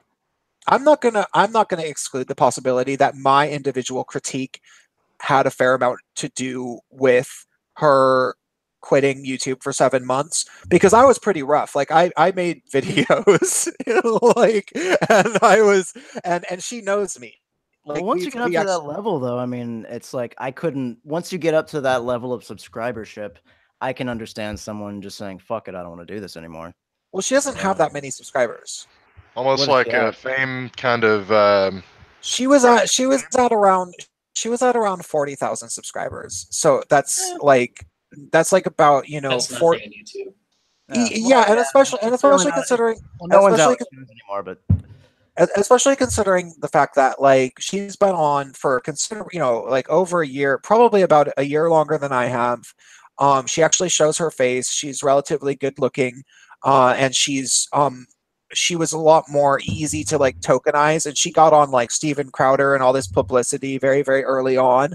So considering, like, our relative sizes, she knows perfectly well that people probably respect my opinion a little bit more than they respect hers.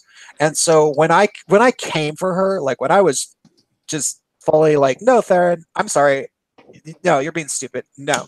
Like, I think that it probably had an impact whether she would admit it or not.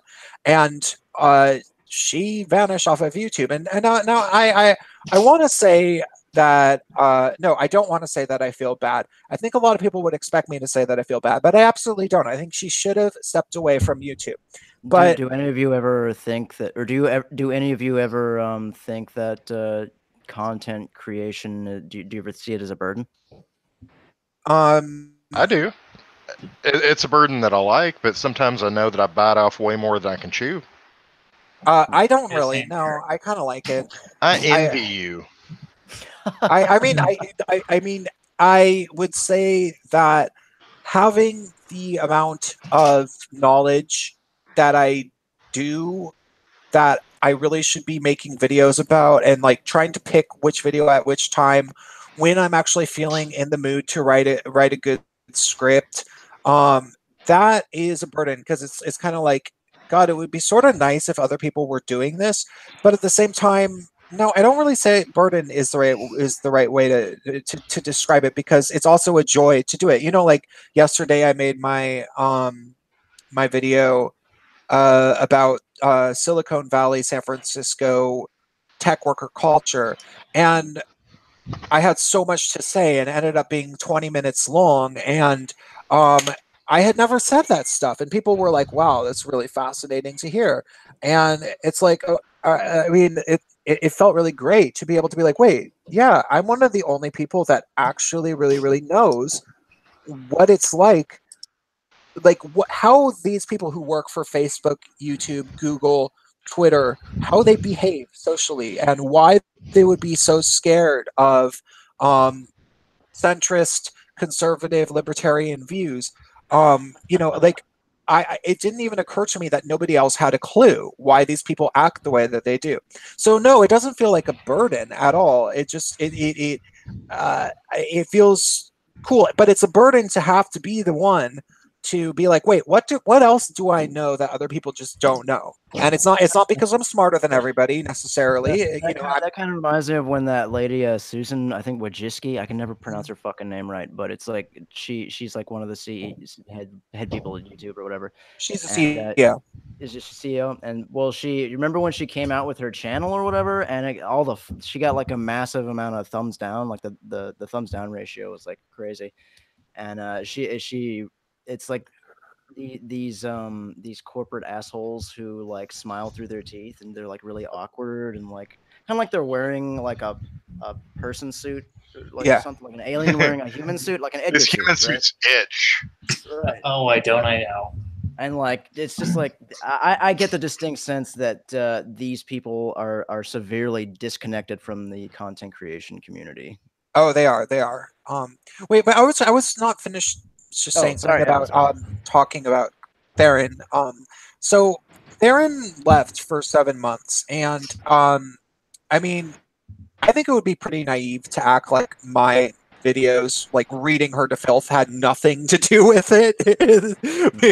But and then she comes back, and the thing is that I made it perfectly clear, and I don't think that there's any denying that, like, everything she got well known for saying, she decided to contradict later and say that she no longer agrees with without actually giving an explanation.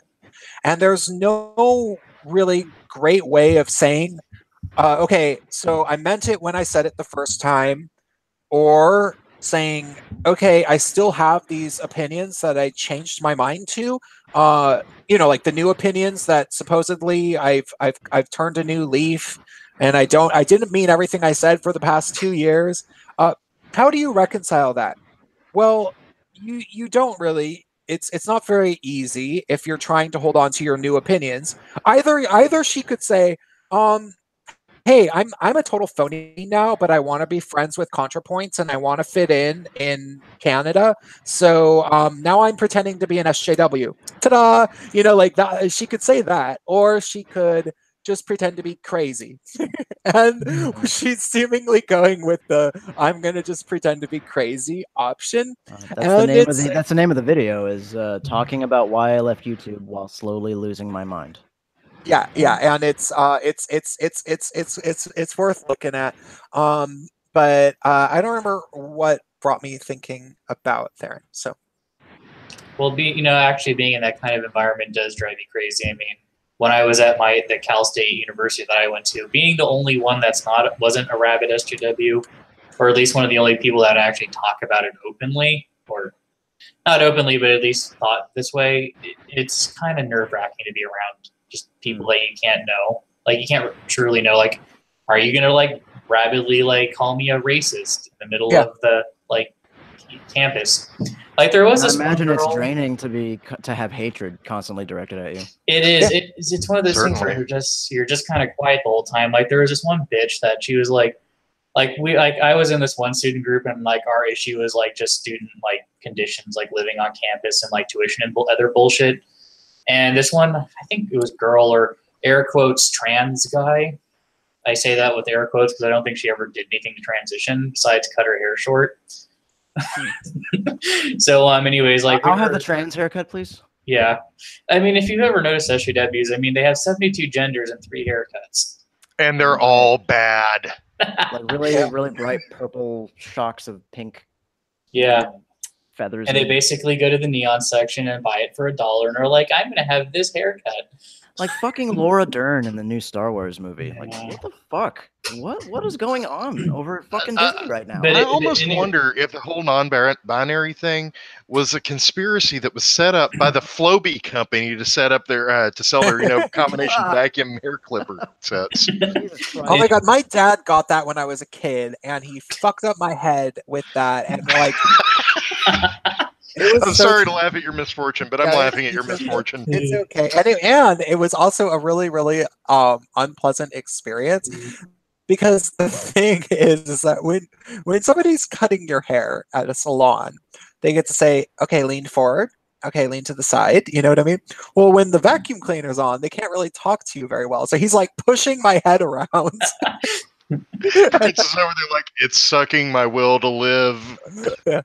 Anyways, like, the story that I was telling is I was talking to this one other person in the group I was in. He was, well, let's just say out openly conservative and like even a little anti-gay, because he's like, his parents were illegal immigrants and he was just really, really Catholic. And this one bitch just like comes walking up, like we were just talking about something random, not even remotely important now. And she's like coming in, just like interrupting our conversation, like intersecting lines of oppression. I'm just like, lady, fuck off. Like, is like the thought that I'm having. And I'm like, I can't. It's like, one, I'm representing a group, so I can't actually just tell you to fuck off. And two, you'd have like some massive bitch fit in like in front of like an administration building if I didn't tell you to fuck off. And I'm like, I so want to tell you where to shove it, but I can't.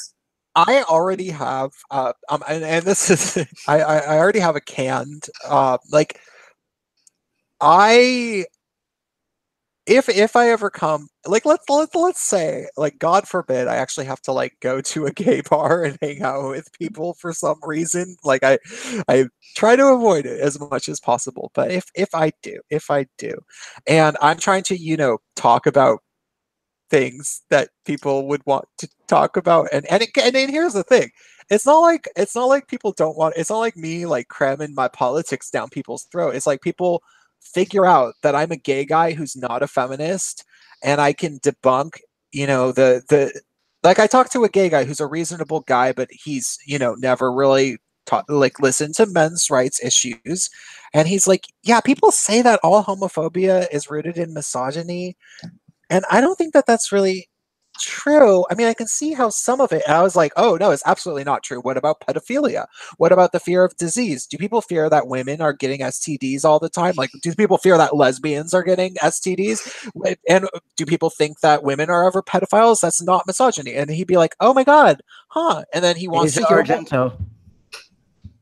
Oh, yeah. Asia Argento. Okay, regardless. She's a boy banger. Well, he's not a that's not pedophilia. Like, he was like, almost, yeah. Still, she was 37 though. I mean, like, isn't that still too large of a spread? Well, okay, there's a word for that. That word's nasty. Okay. Anyhow, once they hear me debunk the stupid argument that all homophobia is rooted in misogyny, which is like the dumbest, easiest to debunk argument, and I can do it in less than 30 seconds, and once they hear me do that, they want more. They become thirsty. I've given them a hit of the crack, and they want more. They want more rocks, and so then they try to get me talking, and they're like, so what do you think about this? I mean, because like, I didn't like Hillary Clinton and blah blah blah blah blah. What do you think about Milo Yiannopoulos? Because I think that he's like totally an asshole, but sometimes he says things that are true. And I'm like, okay, well, here's what I think about Milo Yiannopoulos. Milo Yiannopoulos changed the Overton window and made it so that people could be a lot more honest, because prior to Milo Yiannopoulos, the left was allowed to be as completely vicious as they wanted all the time. And all Milo mainly did was show people the mirror. He was able to be completely vicious in return, and he did it with the caveat of, this is how you guys act, and I'm going to act like that to you in return, except for I'm going to admit to it the whole time. And so at least I'm honest about how much of a cunt I am. And the left had no response to that. And now the political discourse is a lot more honest. And so like, I can be having a conversation with people, and they're really, really, once I start saying things like that, they're interested, they want to hear more. But then it can be the case, and this did actually happen in person somewhat recently, a few months ago, that there's like a feminist type there who starts eavesdropping and deciding that they need to insert themselves into my conversation that other people are very, very interested in hearing about, because they're very interested in what I have to say, because it's like these are things that they felt like they're not allowed to talk about or think about. And right. I've obviously spent a lot of time thinking about it and talking about it with intelligent people. And so, do you think that was a main factor in the election of Donald Trump? Like, a lot of people say it was because people were like, they were, fed up with the kowtowing, right? And like secret. That's why like the Democrats were all surprised and shit. I mean, do you think that that's true? Oh, absolutely. Absolutely. Yeah. I mean, they live in this alternate reality where it's not, like, they don't know just how many peasants are outside of the gate. They live in this. How much of it do you think is delusion, and how much do you think of it as like people actually withholding their deepest, innermost opinions? Well, I don't understand the question.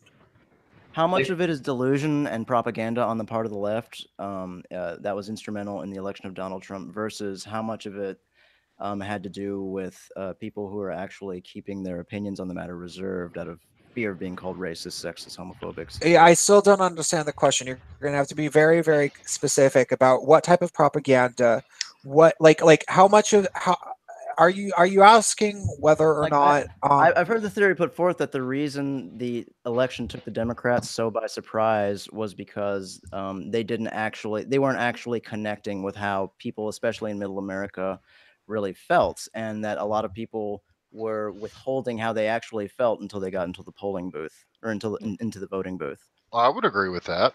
Not to Sure. mention the party did an excellent job. They call it, the left would call that, they call that the reactionary election.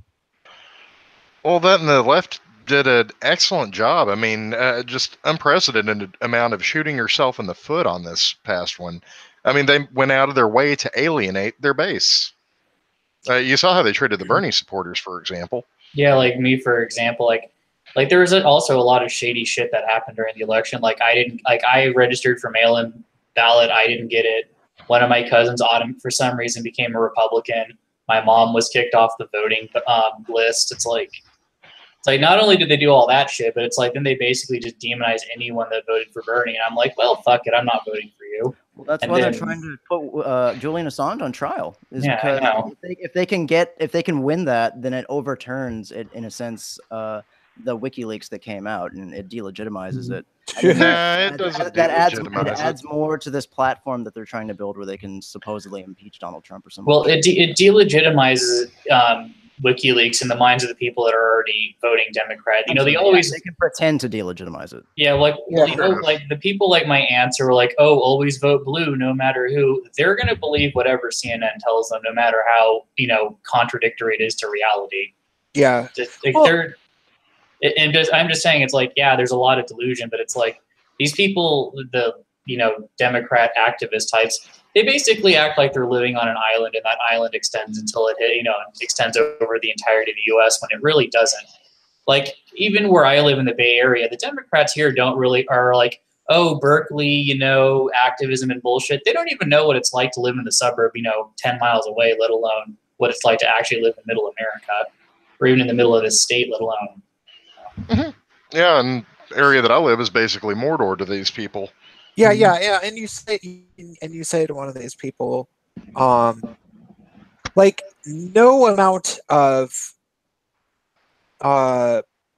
civil rights and progress against bigotry will ever matter to these people, because you say, hey, we live in a nation that it became federally mandated that gay marriage is recognized. We had a black president elected about a decade ago and re-elected, and you're all of a sudden thinking that everybody became way more homophobic and everybody became way more racist because a few people got sick of Black Lives Matter people rioting. Like, that's and you say that to them, and you say that to them, and they're like, well, it's not just that they're sick of it, it's that they made derogatory comments about black people. And it's like, okay, well, assuming that's true, let's say that they did make derogatory comments about black people. Are you positive that it's because that they really, really hate black people, or if it's that they got sick of their perception of how black people have been acting over the past 3 or 4 years? Like, maybe these are white people who are just getting scared by things like the Black Lives Matter sniper in Dallas, who literally was killing people because of this. And now they are essentially acting racist because of their fear. And their response will be, well, that person was always racist, and now their true colors are just showing. Like it's a gene or something. Like you're born into this, into this reality. And so I don't know if that description answers your question. I feel like it's kind of hinting at what you were asking. Yeah, good enough. I mean, it's We're just talking. Yeah. Well, not to mention another thing that the Democrats really miss is they went like right into identity politics, and like somewhat like I made this point to I know to people in real life about the state assembly seat that was up for election last year. We had a Republican turned Democrat for political convenience versus some like actual like identitarian whack job. And identitarian whack job came out with like the most ignorant political platform that you could imagine coming up with. Like completely didn't even know that like what's going on in the district. And then guy who's like standard Republican, like, yeah, I care about jobs in schools and getting transit to run on time. Obviously, the person that wasn't an identitarian whack job, won. The recently turned Republican won, and it's like it's because a lot of people don't give a shit about this. Oh my God, we live in a white supremacy. We got to fight them. It's like people care about how the schools are doing and if the bus is going to show up on time. We don't care about the other bullshit. Like, and the Democrats just aren't speaking about. Do you think people care about climate change? I think some people do, and there's as for like what percentage, I don't know. I haven't looked at the polls, but whatever it is the Democrats like are highlighting right now, it's like it's Russia and identity politics. Most people don't care about that. Because I live in like a poor Mexican neighborhood. Like nobody here gives a shit about any of that. It's like they're trying to put food on the table for their families. Like it's like I don't think working class, I don't think that's their primary concern at this moment. It's probably more of an economic concern, which is probably why Donald Trump's approval ratings have been going so high. Yeah, well, I think that's the case with just about any so-called flyover area, anywhere that's not a major metropolitan city. Yeah. We just really want to get food on the table, pay our bills, live half-ass decent lives before we die. It's pretty simple. Yeah, I don't think there's a whole lot of people walking around looking for racial conflict, with the exception of the SJWs. I mean, yeah, it takes a lot of pretty cool to do that. Yeah, and I live as far south in America as you can get, almost. Yeah, and the people who are supposedly the alt right, the alt psych, the alt psych is pretty much exclusively exists on the internet, and they don't come after black people. They come after people like me. I remember one time someone goes to poll and they don't know what the culture is about, then I can see them coming away from that with like a negative view of like gaming culture, like online culture and shit like that. But I don't think that represents the reality of what the anonymous message boards and all that are really all about. I mean, you see corporate media making a very severe attack on alternative media now because they're cutting into market share. It's all about market share. It has nothing to do with like they don't. CNN doesn't give a fuck about anything. They make shit up all the time. It's just a numbers game, and like they get a fraction of the cable news audience. So like they're desperate to like come up with shit and make a bunch of big stink about fucking nothing. Hey, CNN has won awards. I mean, they hired Don Lemon, literally the dumbest man on television, and Wolf Blitzer, the most forgettable man on television. Now, isn't Don Lemon the leader of the Lemon Party? I don't know. I just know he's the dumb. I don't get it. He's don't the look up the Lemon Party. Oh. You're gonna have to I thought you meant why I think Don Lemon is the dumbest person on television. It's because he's the person that said, that Air Asia flight that went missing. He's like, oh, did it get sucked into a marauding black hole or some bullshit? What? Really? Yeah, he actually said that did a plane get sucked into a black hole. It's like, dude, are you stupid or just trying to advertise? Like, singularities are awful. We've been spraying for those.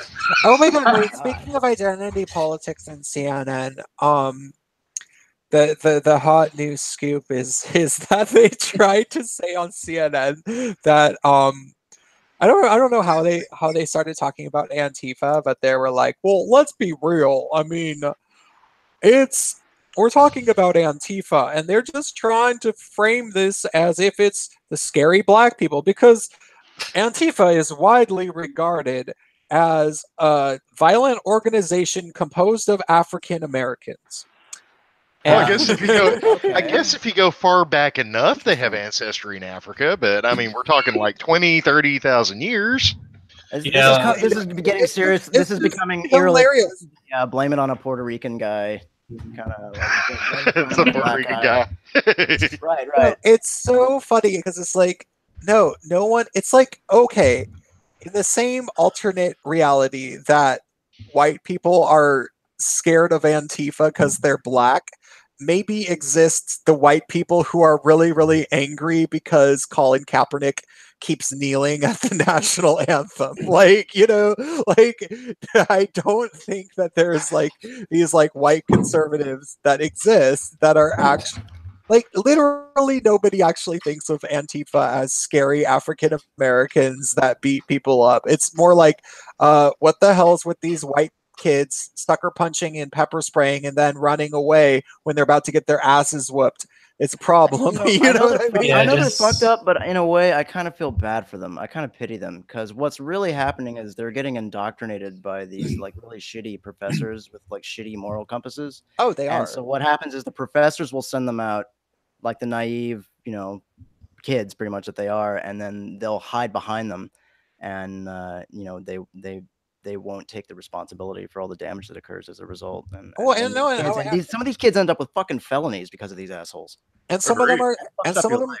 and some of them are schizophrenic and stuff. Like I literally knew a guy that got like literally got sucked into Antifa from early school. Like I knew him since the 90s and shit. And he was a nice enough guy, but he is literally schizophrenic, actually schizophrenic. And What is I the deal with reconnected. damaged people constantly wanting to lead movements? I don't think it's a good idea. Well, he's not. He doesn't even think he's a leader. He's mostly he was like a musician, and I connected with him in adult life by way of his sister. Like, I went to this particular high school, and he had gone there for a while. And his sister uh, and I were hanging out. You know, this was in San Francisco, where people kind of hang out in this one park, Dolores Park. It's kind of like the cafeteria of San Francisco. You go there on a weekend in the nice weather, and it's just filled with hipsters and gay people and blah blah blah. So we're hanging out. There's probably like 5 or 6 of us. And I'm talking to this girl, and she's like, "Oh my God, I'm from Seattle." And I'm like, "Really?" And she's like, "Yeah, where did you go to high school?" And I say where I went to high school. And she's like, "Oh my God, my brother went there." And I was like, "Really?"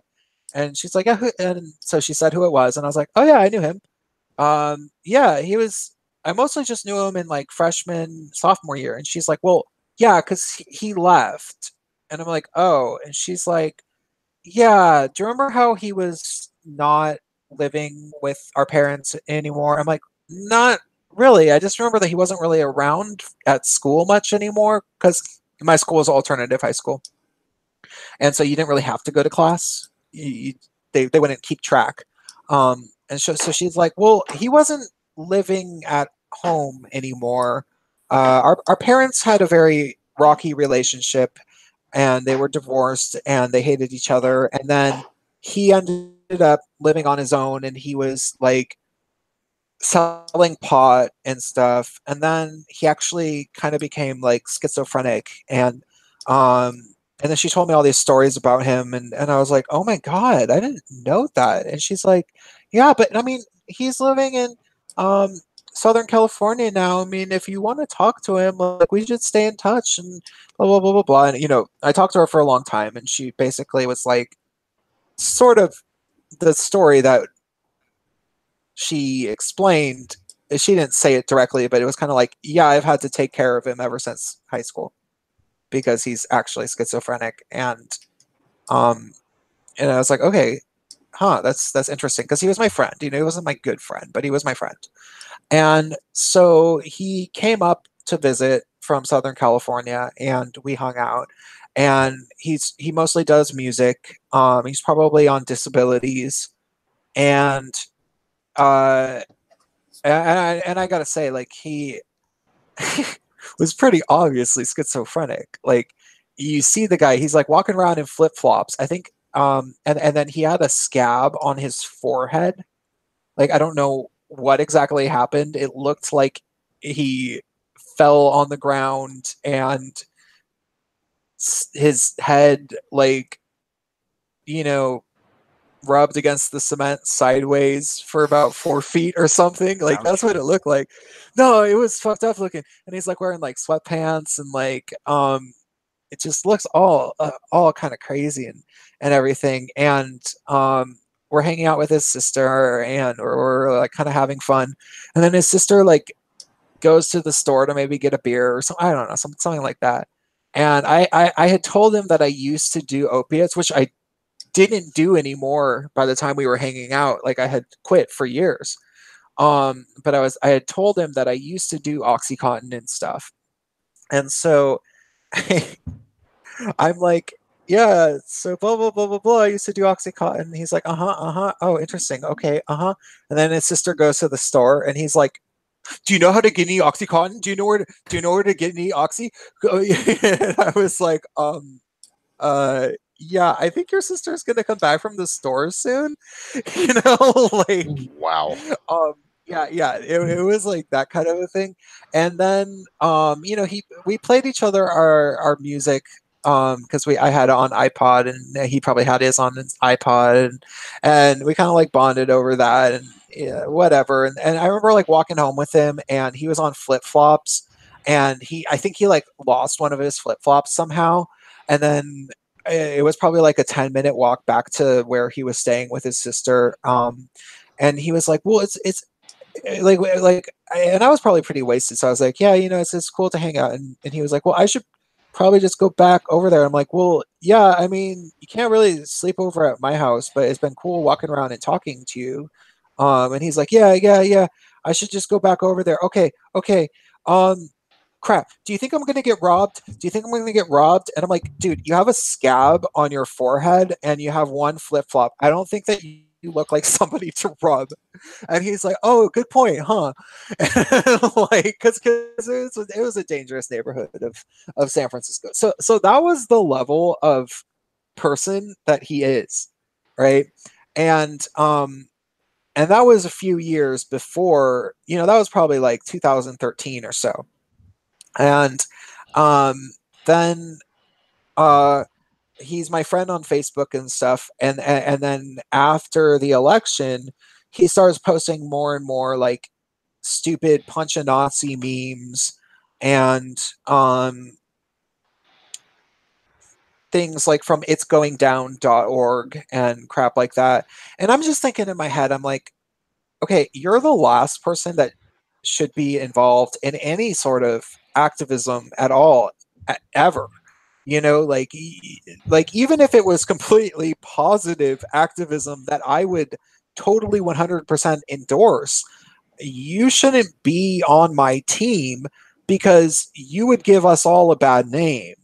Because, like, hey, nothing against you, but you're actually not a good representative for any group. Do period. you think? Like, Do you think that that activism seems to attract people with extreme kind of personalities? I think so. Are y'all familiar with the work of Joe Navarro, former FBI personality profiler? Nope. He says there's basically. remember that question. Please remember that question and remember your response because I'm not done with this story. Oh, sorry. Oh yes. Yeah. So he started posting more and more crap like that, and it got to the point where I more and more felt obligated to start kind of arguing and being like, "Hey, you shouldn't actually physically assault people." Because you live in Southern California, and the area that you live in is not entirely left leaning. Like it's not like San Francisco. It's a little bit more conservative, and you could easily get yourself shot, dude. Like trying to talk about punching people and crap. Like that's because somebody had been shot in Seattle at the Trump the Milo Yiannopoulos speaking event by Antifa motherfuckers were trying to like attack someone and his wife shot him, and so like it's like, dude, that could be my friend. I don't want you getting shot. Like that'd be so fucked up. Like your fucking sister would like cry for like 3 years straight, thinking that she could have prevented this because that's apparently been like half of her life is trying to make sure that that doesn't happen. And so I started trying to say stuff. And as soon as I started trying to argue with him, he had like a superior, I guess is the best way to describe it, who was trying to make him paranoid about me and say that who the hell is this Prince guy? This Prince guy seems like a fascist. And this dude is like, oh, he's just some guy I used to know. And he's like, well, he seems like a fascist.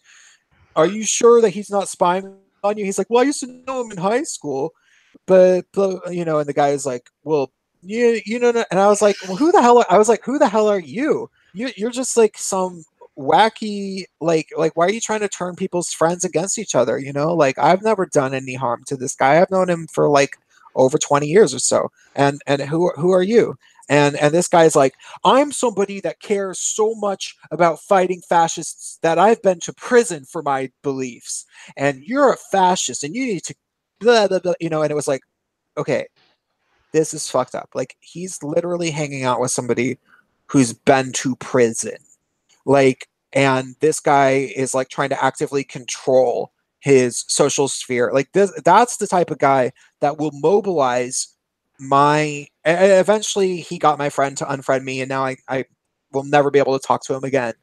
I did what I could, but he's the type of guy that is going to be able to mobilize people like this into committing acts of terror, committing, you know, and they search for these schizophrenic guys so that they can deny involvement. Like they'd be like, oh, he was just crazy. It's like, no, he was A, he was crazy. B, you told him to do what he did. So, and ask your question, and I think Farrell had an answer. It's I was saying, do you think that activism tends to attract like the more extreme personalities? And that's hold on, let me make okay. Just making sure my mic isn't muted. That's the thing about it. One of the folks that I read up a lot on his work is Joe Navarro, who used to work as a profiler for the FBI. He breaks down dangerous personalities into 4 types, and let me know if these sound like anything like some of the activists that we tend to hear about. Histrionic, attention seekers, predatory, Machiavellian, or paranoid. Those are the exact same personality traits that we see in, you know, like at these Antifa meetings, or I wouldn't even call them meetings, gangs or anything like that, but they're also the types of 4 people that will really, really screw up a society if you let them. Huh. Well, that makes sense. I mean, unchecked, and it seems like right now they kind of have the market on like the media, at least the corporate media, which peddles like a massive influence among like the country. That's true. Well, you know how it goes with them, though. If it bleeds, it leads. Yeah. And if there ain't any news, then by dang, you can make some. Yep. Well, the one thing, just on the idea of, you know, Antifa having some sort of monopoly or views or thought, when I went up to like the northern part of California, like it's called, the locals joke about it being behind the redwood curtain, because it's literally the one part of California where there really isn't high-speed internet yet, so no one really absorbs this stuff. Oh. And because it's so far away, very few people really watch a lot of TV beyond the local news anyways. Like when they're like looking at like Antifa and what they're doing, and or even what like some organizations that we were talking about, or at least I was talking about in Pink Dollars, a lot of people there are even like, yeah, they're bullshit. We're not listening to them. So I'm starting to see that, yeah, there's going to be that noisy contingent that's always going to believe whatever CNN tells them. But there's starting to be, at least on the left, a contingent of people that are like, yeah, we think you're full of shit and we're not believing you. And I think that eventually you'll get a majority of people who are like, yeah, fuck all of this. We're just not, you're preaching literally to an ever dwindling choir.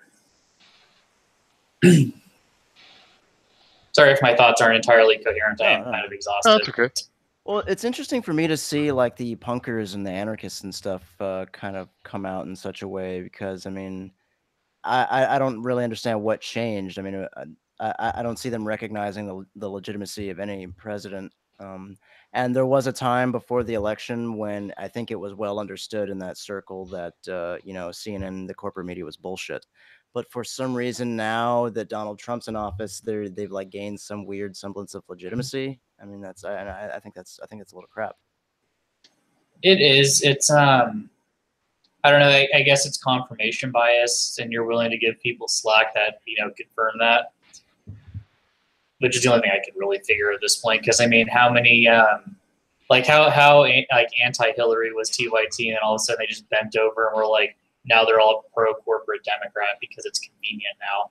Right. Yeah, it is definitely, I would say, the confirmation bias thing. Like, these people literally, I mean, the enemies of my enemies are my friend kind of a thing. I've literally, so San Francisco culture, the dramatic majority of gay artist type people would never dream of supporting anything corporate, let alone corporate media.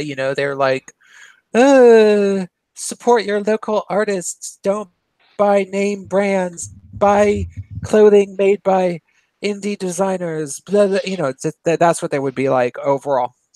And then they think that Donald Trump is an icky, mean man, and he's never going to win for president. Because America has progressed. There was progress during Obama, and everything is better. And then, of course, Donald Trump actually wins, and so they're outraged, they are horrified, and the only place that continues to say the same exact things about Donald Trump that they already thought happens to be places like the New York Times. And so they say, once Trump says, the corporate legacy media is awful, it's mostly fake news, and he's going to ban certain places from certain press conferences, then these same exact guys who were talking about how they hate everything corporate, brag about how they just signed up for a paid subscription to the New York Times on their Facebook timeline.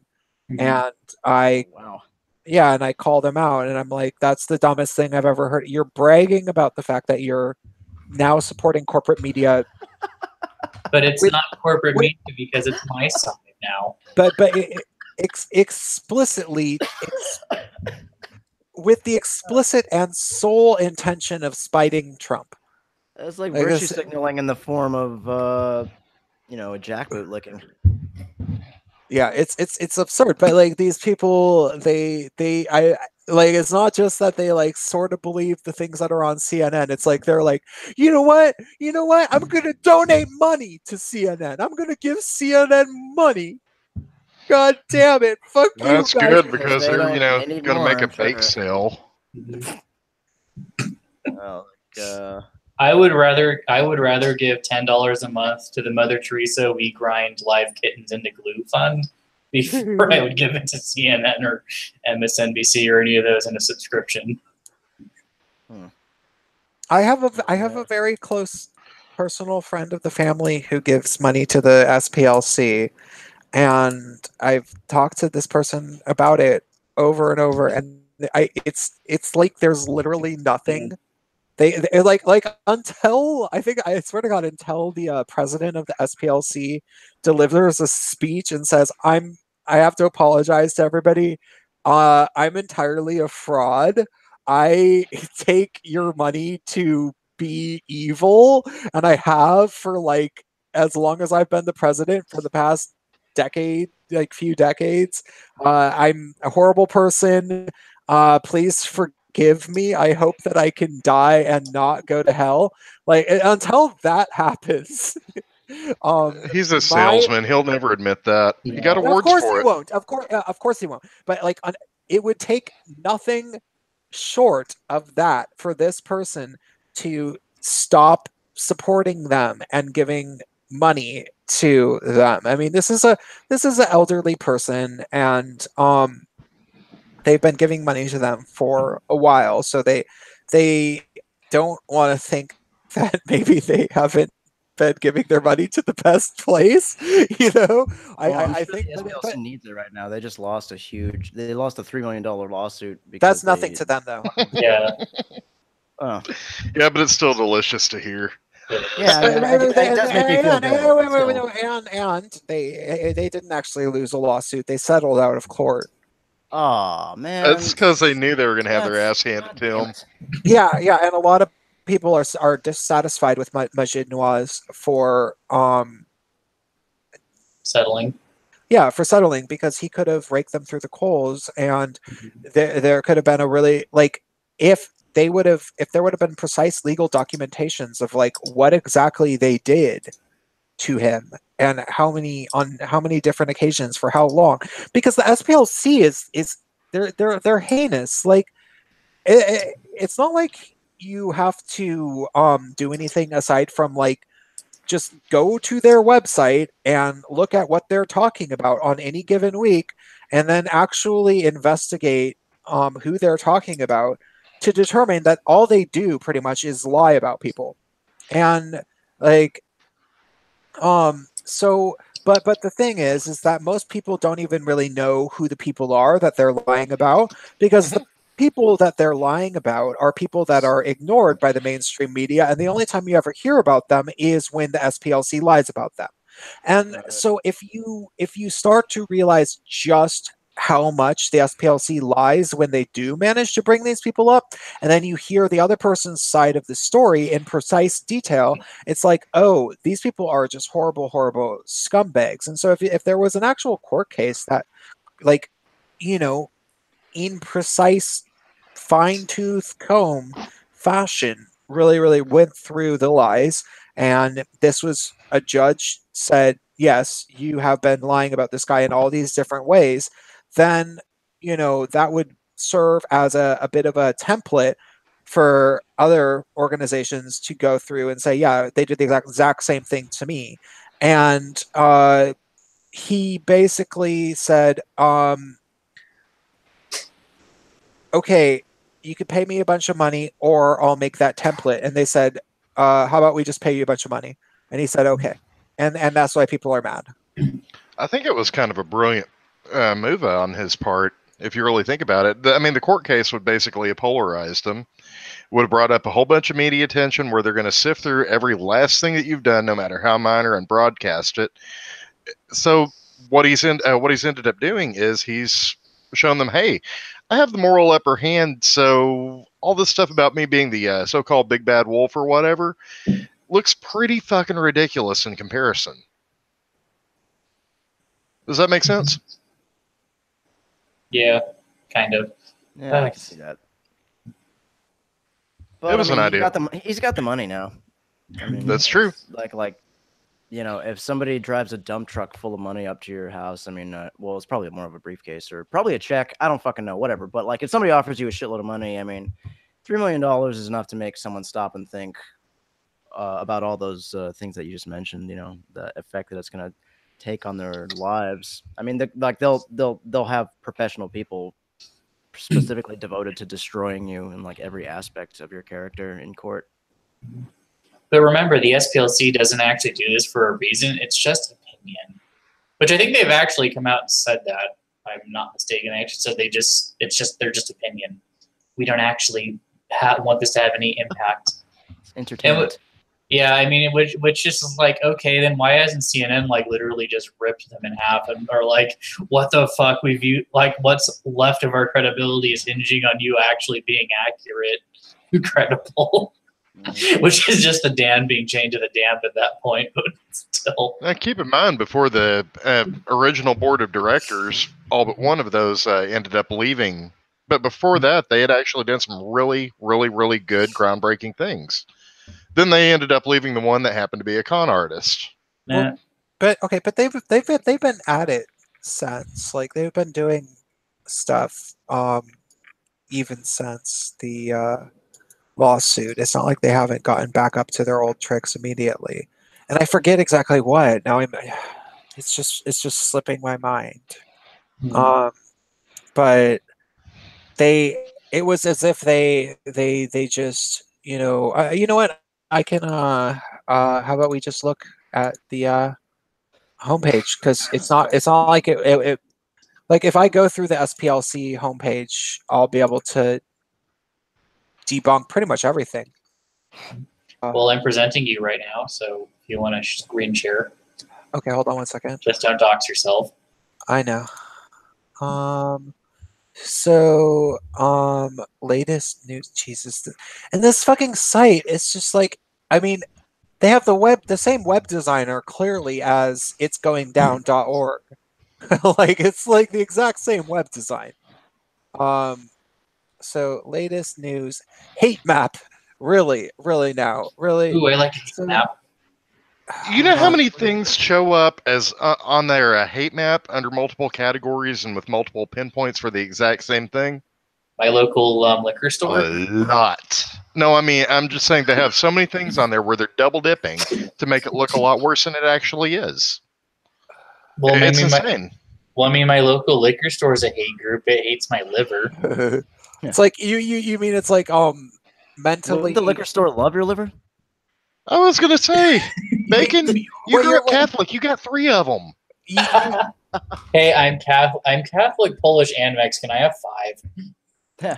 You mean mentally ill homeless person in Charlotte, North Carolina, called somebody a nigger 13 times last month? See, I think I read their magazine one time a long time ago, and but it was like a little mini magazine, and all that seemed to be in it was information about like I don't know, like more serious neo-Nazi kind of groups. It wasn't like they weren't pointing the finger at politicians or like other particular groups. It was about 5 years ago. I think. Yeah, it must have been about 5 years ago. Like it couldn't have been within the past 2 years. I think it's called the Intel Report or the Intelligence Report or something like that. I thought it was the hate index is what was their bullshit. Oh well, maybe they don't have it anymore. Someone called them out on the word using the word intelligence. Well, was it like a Okay, so what do I even look? Because like it's like they're making it deliberately hard to find what they actually do and what they actually talk about. What we do? Is it under that tab? Well, but it's like fighting hate, teaching tolerance, seeking justice, civil rights memorial. What? What does that actually mean? It's like in every room of their building, they have a person of every race. Yeah. Well, to fight hate, they have one of those. They just have a white person in every room, just whipping themselves, saying, "I hate that I'm white." What size hair shirt is that, anyhow? So latest news. See more news. This is what I want, I think. So SPLC urges federal government to provide more resources for students instead of arming teachers with guns, except for nobody actually really talks about arming teachers with guns. So that's a faulty premise. I mean, like, I know that it was said maybe once or twice, but as somebody who watches a lot of conservative news and centrist news, that is not a big. It's kind of the same straw man as the supposedly there's all sorts of white people across America who are outraged by Colin Kaepernick and his, leading the NFL to kneeling during the national anthem. No, they're not. No one really actually cares. The only people who care are leftists. That's the only people who like. I disagree. I think to be fair, there are some. Like a lot of Trump supporters care. They're very passionate about the issue. In fact. Really? So did Nancy Kerrigan take a knee? Who? Nancy Kerrigan. I have no idea who that is. That bitch who fell on the ice. Yeah, it was before your time. It was okay. It was a really good 1990s. It was Olympic gold medal. There was this. Or is that the chick who got the pipe to the knee? Yeah. Bingo. Yeah. Oh man, yeah. That's always good. KFC had that Tanya Harding special. Two small breasts and a battered thigh. Yeah, it was actually a really good. There's been documentaries made about it. It was Tanya Harding, Nancy Kerrigan. Nancy Kerrigan was prettier and a more like graceful skater, but Tanya Harding was a slightly better athlete, but like probably on steroids. And more importantly, she had a lead pipe. Well, and she was all like, trailer park ass, like kind of ghetto, and she she was pissed because she knew that she wasn't pretty enough and graceful enough to win, but she thought that she was better because she was better at doing the jumps. So her like boyfriend hired some guy to attack the other girl with a lead pipe and hit her in the knee. And it was that is some ghetto shit, right? You think like at that level when you're competing, like you'd be able to pull out some, or be a little more discreet, or like a little more finesse than a fucking. Part of me is appalled, and part of me is like, damn, she's hardcore G, yo. Yeah. Nice. Well, she got caught. Yeah. She was sloppy. Did she?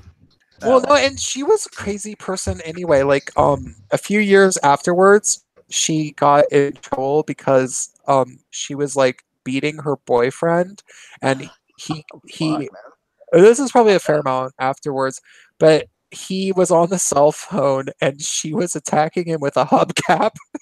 What the fuck? Damn. She's still pissed off about it. No, I think it was a different boyfriend, probably, but like, yeah, she was hardcore. So SPLC urges federal government to provide more resources. Okay, that's the one. Court certifies class action in SPLC lawsuit against Louisiana's public defender system. A Louisiana court has certified a class action lawsuit from the SPLC that challenges the constitutionality and funding structure of the state's overburdened public defender system. That's one of these stories that they just assume that nobody's going to read because it's boring sounding, and so I'm not going to read it, and no one else is going to read it. The person that I know, the friend of the family that gives money to them, isn't going to read it. They're just going to be like, "Oh, that sounds cool. Louisiana sucks." Like that's going to be all that they care about. Statement on Mayor Bottom's decision to pursue the sale of the Atlanta City Detention Center. Mayor Bottoms. Atlanta Mayor Keisha Lance Bottoms' announcement to explore the sale and repurposing of the Atlanta City Detention Center demonstrates her continued commitment to criminal justice issues, particularly the illegal and unnecessary detention of immigrants by federal authorities. Oh, so they are fighting to make it so that illegal immigrants can come into the country and vote for Democrats. Gotcha. Okay. Weekend read from cable to the White House. The mainstreaming of white nationalism, which doesn't exist. Like, it literally just doesn't exist. They're trying to say it doesn't take the infiltration of a hate group meeting or a deep dive into extremist chat rooms to be exposed to white nationalist idea. Oh, you mean that people are noticing that there is a dramatic amount of murder of white people in South Africa that is totally racially motivated. And the fucked up thing is that it wasn't like it's not like anyone set out. I watched the Farmlands documentary thing, and it's worth watching for the footage alone, because like, whatever about Lauren Southern and her team's editorializing, fine. I'm not going to say that it's a great documentary. I'm not going to say that Lauren Southern's smart. I don't really think that she probably is. I'm not going to say that the team who did it with any sort of completely non-biased intentions. I don't know what exactly their intentions were, but even just the interviews that are in it, even the interviews with the ruling government in South Africa, shows just how scummy these people are. Which is that not Obama, Mandela, who is somebody who is revered by Obama. Obama, made a big deal about celebrating Mandela's presidential victory as if it was this great thing. It wasn't. It ran the country into the ground. Mandela he was a self-identified communist, and that's one of these things that people don't really know that well, and that's because communists don't like advertising that they're communists very well, because there's no real defense of communism at this point, except for they still are. And Well, if they would just so, try real communism somewhere, yeah. But- I'm sorry. Which one is the real one again? the one that actually ends up working. So far, it's a unicorn. Yeah. Yep. But So- remember, how many people did capitalism kill? Because somehow that's a point. capitalism is not I saw a strange video on that.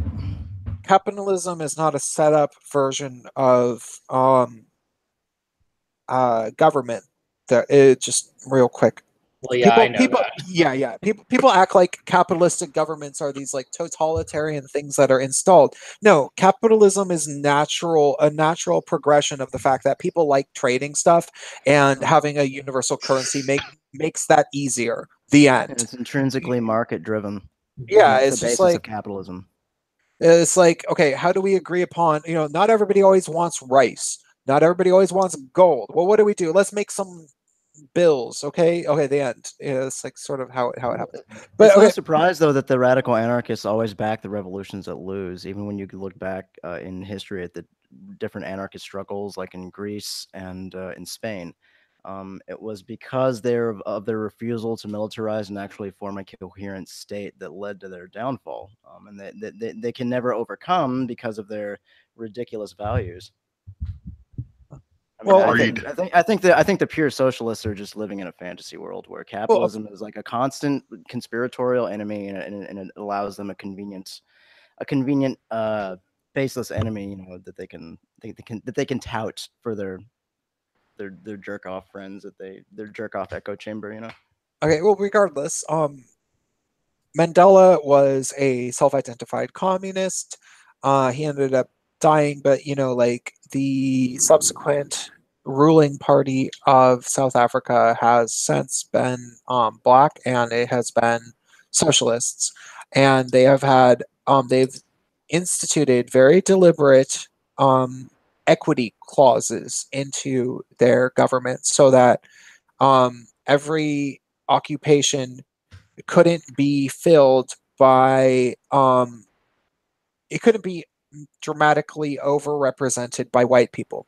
So you take a country that for the past 100 years has been shaped economically by white workers in technology positions, or like people who are mostly white, and I think that South Africa has different standards of how you're considered white. Like, there's kind of like a reverse one drop rule kind of a thing, where if you're like mostly white, then you're counted as white in South Africa, I think. And you can't, if you are a just any sort of like company that does something high level, that okay, let's say you have a bunch of engineers working for a company. Well, the engineers are not allowed to be any more than 12% white. And so you're looking at things like people who are city planners, who are the engineers who design the irrigation pipelines, the waterways for all the farmlands. Well, the people who design those waterways and keep them functioning and everything, they have to be qualified, or the farmlands are just going to dry up because they're not going to get enough water. And the qualified workers, being that there's been a lot of white people in South Africa for a long time, and they sort of built this economy into what it is. Well, they're not allowed to work anymore because of this like equity rule. And so they're hiring underqualified black engineers to do this. And the economy started falling apart over the past, 20 years or so. And that's sort of what has been happening. And so then the economy has just been dramatically falling apart, and people have been wanting somebody to blame, and the citizens, being that they're unemployed and that there isn't really food and there's massive homelessness and everything, they are blaming the white farm owners who've been there for generations. And they're starting to kill them and say, well, everything would be better if we had our land back. And it's not just some weird, it's not just racism. That it's not just like, oh, we hate white people. It's more like We hate rich everything's, people. well, we hate rich people and the rich people happen to be white. Right. And so therefore we hate white people. It's racism plus desperation, really. Yeah, and that's the same Oh shit. that's the same exact thing that I observed in the San Francisco area. When everybody started banging on and on about white privilege, and it didn't used to be like that until around 2012 when the Trayvon Martin story kicked. And the thing is because between 2011 and 2012 alone, something like 80% of the people that I knew who were like mostly artists, people who were like servers and bartenders, but mostly artists as their full-time thing. They had to move. They couldn't afford to live in San Francisco anymore. Not all of them could find a place in Oakland. They had to get out entirely. And the people who stayed were largely people that grew up in the area, a lot of people who lived in Oakland and stuff, and a lot of people who were racial minorities because the historical legacy of people who live in this Oakland, San Francisco area are a lot of Latino and Black people, and they viewed the current landscape as a bunch of white techies moving in.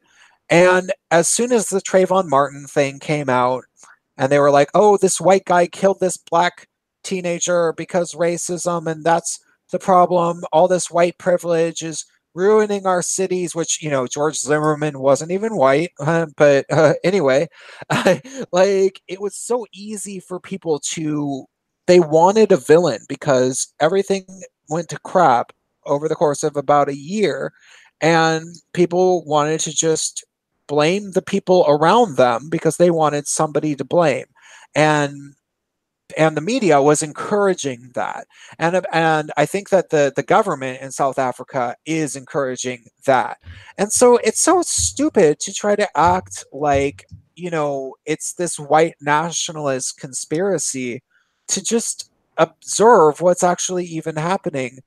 Like it's like Trump acknowledges that this thing is happening. Therefore, he's mainstreaming white nationalism. No, that is like the global politics of the cry bully.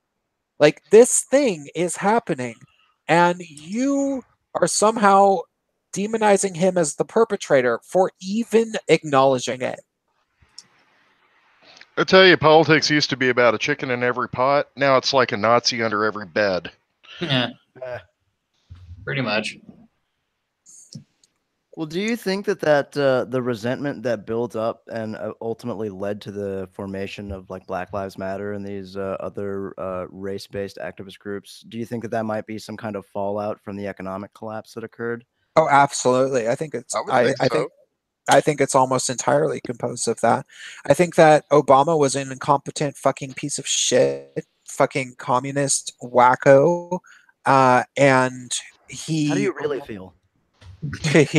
Prince, you're stuffing your emotions again. You need to let this out. That's not healthy. Yeah. No, I think that he's a complete incompetent piece of shit, affirmative action hire that had, I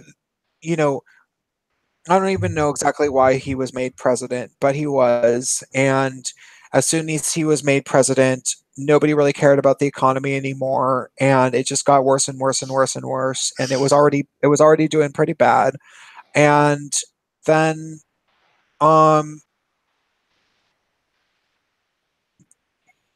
they invented Black Lives Matter as a way to just distract from that.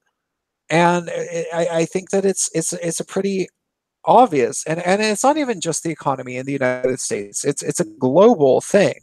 Like, the economy in Europe isn't really doing that good. The economy in Russia has been growing, but the economy in Western Europe is not really very good. The economy in China, people are thinking, is the biggest economic bubble that's ever existed in human history. And it's based around property development and a Ponzi scheme that they've never been equipped to even ponder in China, because China hasn't been living in like, they have this like partial version of capitalism that's sort of controlled by the communist government, and they keep expanding or overseas. It's a very complicated situation. But uh, yeah, I think that Black Lives Matter and everything is mainly just uh, it's a distraction from the fact that our economy is actually really, really, really, really, really, really horrible. And um, it was easiest that was the issue that they chose to focus on, because that was the issue that was the easiest to market with Obama as our president. And they went with it, they ran with it, it worked for long enough, and now people are a little bit sick of it. Does that make sense? Mm-hmm. All right, it's a little long-winded. Okay. I don't know. That does make sense though. Yeah, because I mean the economy is in really bad shape, so yeah. I guess that's so. Okay, so we have we have just renegotiated NAFTA, right? I think Trudeau is actually the holdout. Little fucking cuck. Trudeau is but he's such a good. I mean, we have Trump, who's an icky, mean man, and Trudeau up in Canada, and he's like if JFK had lived.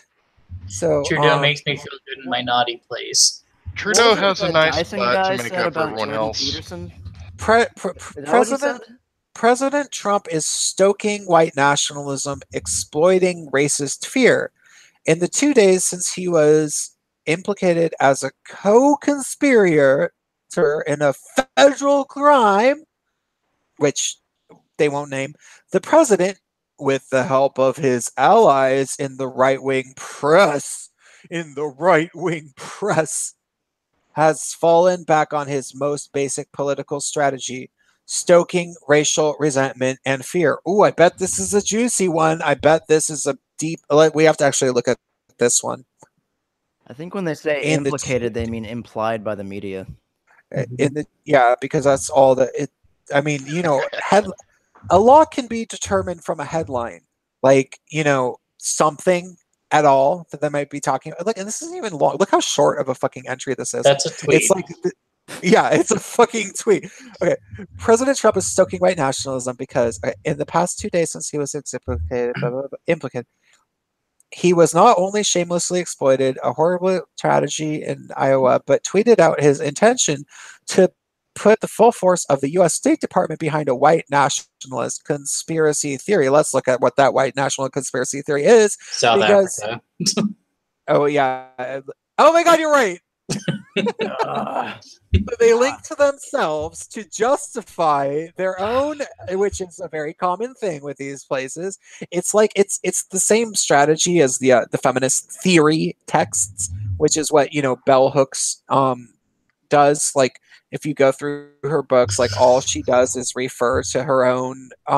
She quotes herself and she quotes other feminists, and like when people say like, oh, science and reason and logic is just tools of the patriarchy, they're not making crap up. That is literally what feminists act like. It's you, and like all of us as non-feminist people, and especially like intelligent gay men, because we do have an edge in arguing this stuff against like feminists, is we really should force ourselves through one of these books by bell hooks, because the feminists, they have an advantage in talking to us, and it's in such a stupid advantage, but they get to always act like we haven't seen the light yet because we haven't forced ourselves through a bell hooks book. And it's like such a stupid, cheap tactic because it's not hard to get through it. It's not like it's like you're gonna be surprised by what's in there. You won't be. Don't worry. It's everything exactly what you thought, line for line. It is 190 pages of a everyday feminism article exactly, with a few more typos. Like It's a pretty short book. I could probably read that in an evening. yeah, yeah. Well, I mean, yeah, I don't recommend that you do because your brain will short out. Like if you Just try like to push actually, out some calculus and like fill it up with like nonsense, right? I can't do math anymore. Well, no, it's hard to follow because when I was reading it, I felt obligated to try to like put myself in the mind of someone who was actually like sort of believing, because like I could sit there and read it as if I was just sitting there thinking, some feminist talking shit, yep, saying some stupid shit, yep, dumb shit, yep, more dumb shit, yep. But I had to try to like pretend like I was sort of believing it so that I really felt like I fully comprehended what she was trying to say, because I felt like that was the more responsible way to read it. But doing that, like putting myself through the mental gymnastics of reading it in that way, was actually very mentally exhausting. Is that a good thing? No, it's not. It's horrible. It's horrible that such a person would do that to me, and that people actually read this book and You think, raped yourself with her dick. yeah, because there's people who are so dumb that they read this book, and they think it's a revelation, and they think that they've learned about how men are, and that they understand men, and that patriarchy will save us all, and that they actually do think that. Like there's a lot of those people out there, and but uh ultimately, if I didn't put myself into the matrix of feeling like I was one of those people. Well, not feeling, but at least ingesting the material as if I was one of those people to see what they saw. Um, then I wouldn't quite be able to engage with it in the same way. And uh, so yeah, this is a little bit that was a little bit of a sidetrack. It's the same strategy though of this white nationalist conspiracy theory, which is a self-referential thing. They will definitely always link themselves, they'll just write fluff. Both bell hooks, the Southern Poverty Law Center, they'll just make stuff up. They'll make everything up. Like if they want to, if they don't have a point, which 99 times out of 100 times they don't have a point, uh, they'll just make up a point. And if they need to prove that they have a point, then they will refer to one of their other made up points. And it's not hard to debunk it, but it is our duty as individuals to try to at least have a veritable Swiss Army knife of instances and examples of times in which they've done that, so that when you encounter one of the really, really bad people, you can pull out that Swiss Army knife and say, "Oh yeah, you want to go? You want?" Because right, like within 2 or 3 weeks of reading that book, I ended up in an argument on the Radical Fairy group and talking with people who tried to be like, "Oh, don't you understand that feminism just wants to help men? You don't understand feminism. I suggest that you read Bell Hooks's book, The Will to Change Men, Love, and Masculinity." And I said, "Oh, yeah, I just read that book literally 2 weeks ago, and it was literally the worst book I've ever read in my entire life. Do you want to talk about that?" And it stopped them dead in their tracks because they did not think that I, as a rational person, would have put myself through actually reading that book, because I think somewhere deep down they kind of know it's bad. Or And they didn't read it at all. I mean, I think young people. oh, that too. Young people these days rarely have an attention span that goes longer than a BuzzFeed article.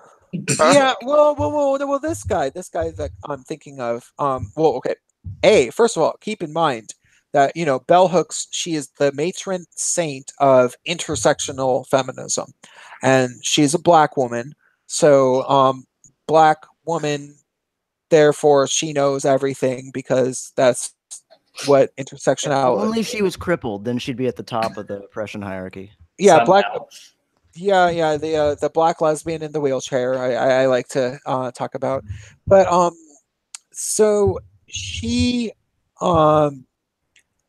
th- this guy who had brought her up, he had a degree in like sociology or something like you, and he was very eager to bring that up. You know, some stupid ass stupid ass leftist appeal to authority, like, oh, so you have a degree in self-referential anecdotes, congratulations.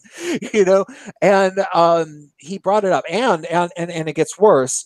um Mr. Wise, Mr. Woke, uh feminist gay man, he lives in fucking Australia. Mm. He lives in Melbourne, Australia. And I'm sorry, I've been to Australia. There ain't nobody up in Australia besides a bunch of fucking white people and some Asian people. There ain't no black people in Australia. Period. Period. Period. There's no black people in Australia. If you see a black person walking around in Well, Australia, not anymore. okay, Aboriginals don't count. No, if you see a black person walking around in Australia, it's probably actually Tupac Shakur hiding because he doesn't want people to know that he's not actually dead. It is kind of strange how places that are ethnically and culturally homogenous have a tendency to be held up as like as an example of what America should be doing. Well, I don't even think it's that. I think it's overcompensation from some fucking white guy in Australia trying to be woke. Oh, and by the way, I didn't finish my canned response, and this is a little bit of a tangent, and I'm starting to get drunk at this point. Are you still eating? But no, I'm drinking. Oh. So, okay, when people tell you, if you ever end up in a situation like, I really do think that Trump derangement syndrome is wearing off, if for no other reason than besides the fact that people can't be deranged and having a meltdown for much longer than a year straight. You know, like they can try to have people be having a prolonged meltdown for over a year, but ultimately people are going to start to get sick of it, even if they want to be, like, even if they want to think that Trump is literally Hitler, even if they wanted to believe that Trump was literally putting kids in concentration camps. Like, they're just gonna get tired of it. They are ultimately going to. And so you should start being a little bit more honest and just talking about things even in public. Like, go to gay bars and be like, hey, have you noticed that feminists keep saying that gay men constantly grope women? Because I think that that's stupid. I don't think it ever really happens.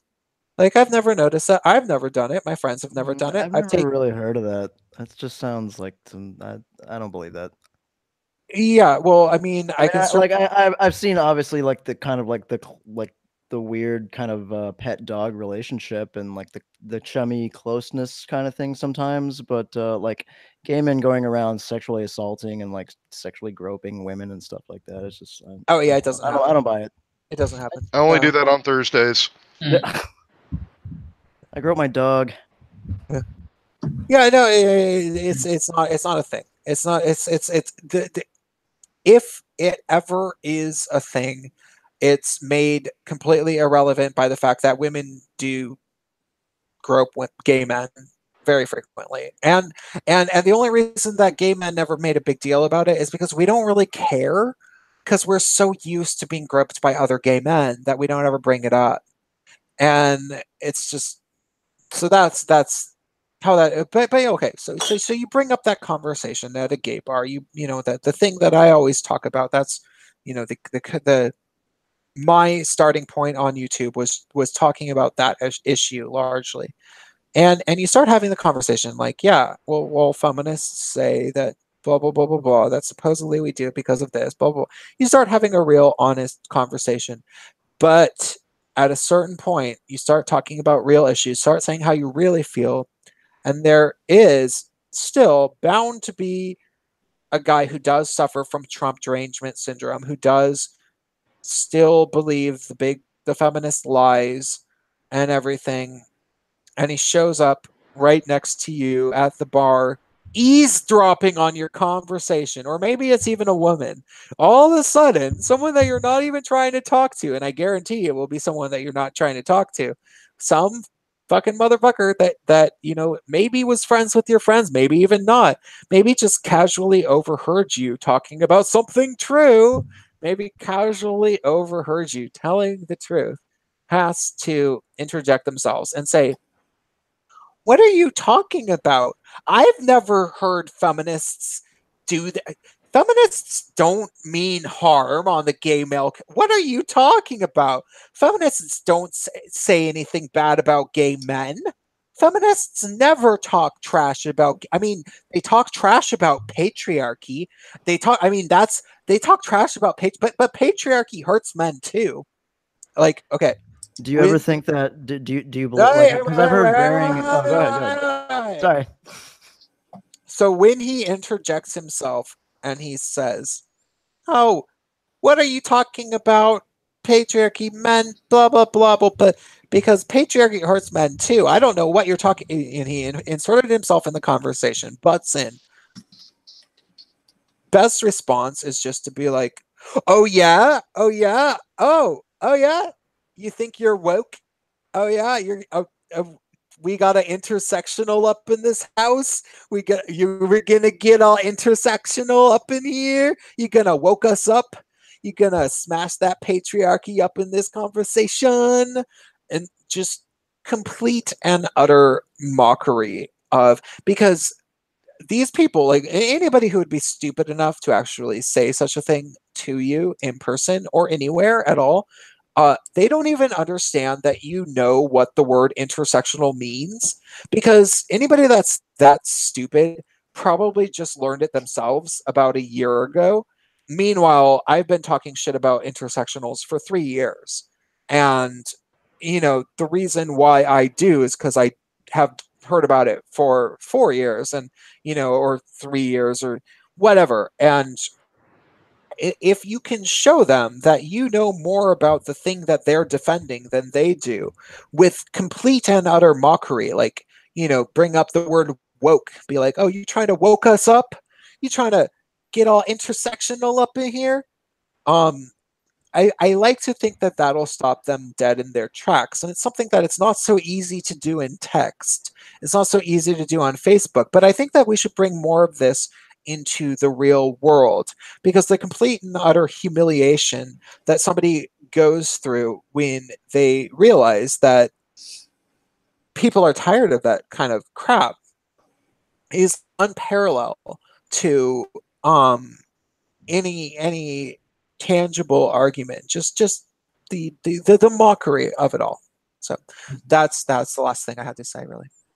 Well, I was just going to mention that we're past 3 hours. So you think we should start wrapping it up? Just Yeah, we should. Could you stop presenting me from everybody? Sure. Okay. No, not screen share, you bastard. Hold on. You. There we go. Okay. There we go. Okay. All right. Oh, word. Stop screen sharing, Prince. We can still see you. There we go. So yeah. I've been having fun getting drunk. So what was the question? Did you have that question still? Oh, I was just wondering if you thought, personally, I think that like male feminism, straight male feminism, is like is a beta male kind of dating strategy kind of a thing, and like that they have a propensity to be sexual abusers themselves Oh yeah. ultimately. I mean, I don't know. What do you think about that? Well, Sargon actually had a really good video about it. It's one of the best Sargon videos from his early career when he was just, making videos as opposed to handling current events as Sargon, the king of the skeptics sphere, which he kind of is now. But when he was still making a name for himself, he did his series called "Why Do People Hate Feminists?" And one of the episodes was male feminists, and uh, he talked about how there was 3 different distinct types of male feminists, and one of the ones that he, I think, brought up was this sort of notion of guys who are trying to weasel their way into having sex with women. But then there's also guys that are just completely ill-equipped to deal with competitive masculinity in any way, and so they want to try to sabotage the competition entirely by getting rid of masculinity, because then they'd be more equipped to compete within the general competition, which is why I theorize personally as an individual. I think that the non-binary phenomenon, both male and female, it doesn't have so much to do with people rejecting gender as it is largely with people rejecting growing up because they realize that they will have to face stiff competition from being either gender role. And they want to just say, oh, the game is rigged because gender, therefore I should try to boycott the game entirely because I can't compete in the game. So I'll just be a non binary person and I'll just never grow up, because they don't want to commit to actually even competing. That's a very long tangent. It probably didn't really answer your question. Well, in short, yes. Right. Well, look, I'm sure you guys can tell. I don't, this is, I don't normally live stream. I mean, I hope it wasn't too, like loud or stupid. But No, you're great. I'm gonna head out. It's almost 2 a.m. over here, so I gotta get some sleep. We're actually moving to Mexico this weekend. Oh wow. Yeah, hit me up. It was good talking. It was real fun. Yeah, I'll talk to you later, man. Y'all have a good one, and thanks again. Thanks for having me on. Yeah, it was really good talking to you. I enjoyed this, and maybe you can come back at some point in the future. Let's see. Is there any other thing to say to the audience? No, I think that Oh shit! Are they? Sorry, I thought we were done. I thought we were off. I thought. No, we're not yet. Oh shit! Sorry. Okay. I thought you ended it. I saw a thing that gave me a message. No, technically no, but I don't think we have much to say. It's mostly just that I'm drunk and rambling because I'm so drunk. Well, before we actually do go off here, I'd like to say that, well, for the like 5 people who actually will probably see this after we go off here, I will be late the next 3 or so weeks if I'm going to be on due to work training. So, yay, door-to-door sales. Just tell your boss I said it was totally fine. It's handled. Yeah. Tell the judge that it was all right. Of course, he'll be like, who the hell is that? But that's beside the point. I'll just say you're my uncle. Easy. Hey, I'll just say you're my uncle, and we have a weekly Skype call. Your uncle, huh? That makes me practically your daddy. Oh. There it is. Wow. Fake news. Fake news. All right, I'm gonna go. I'll talk to you. All right, later. Okay, good night, everybody. All right, yeah. We've been the Gaytriarchy. I hope you enjoyed. Bye.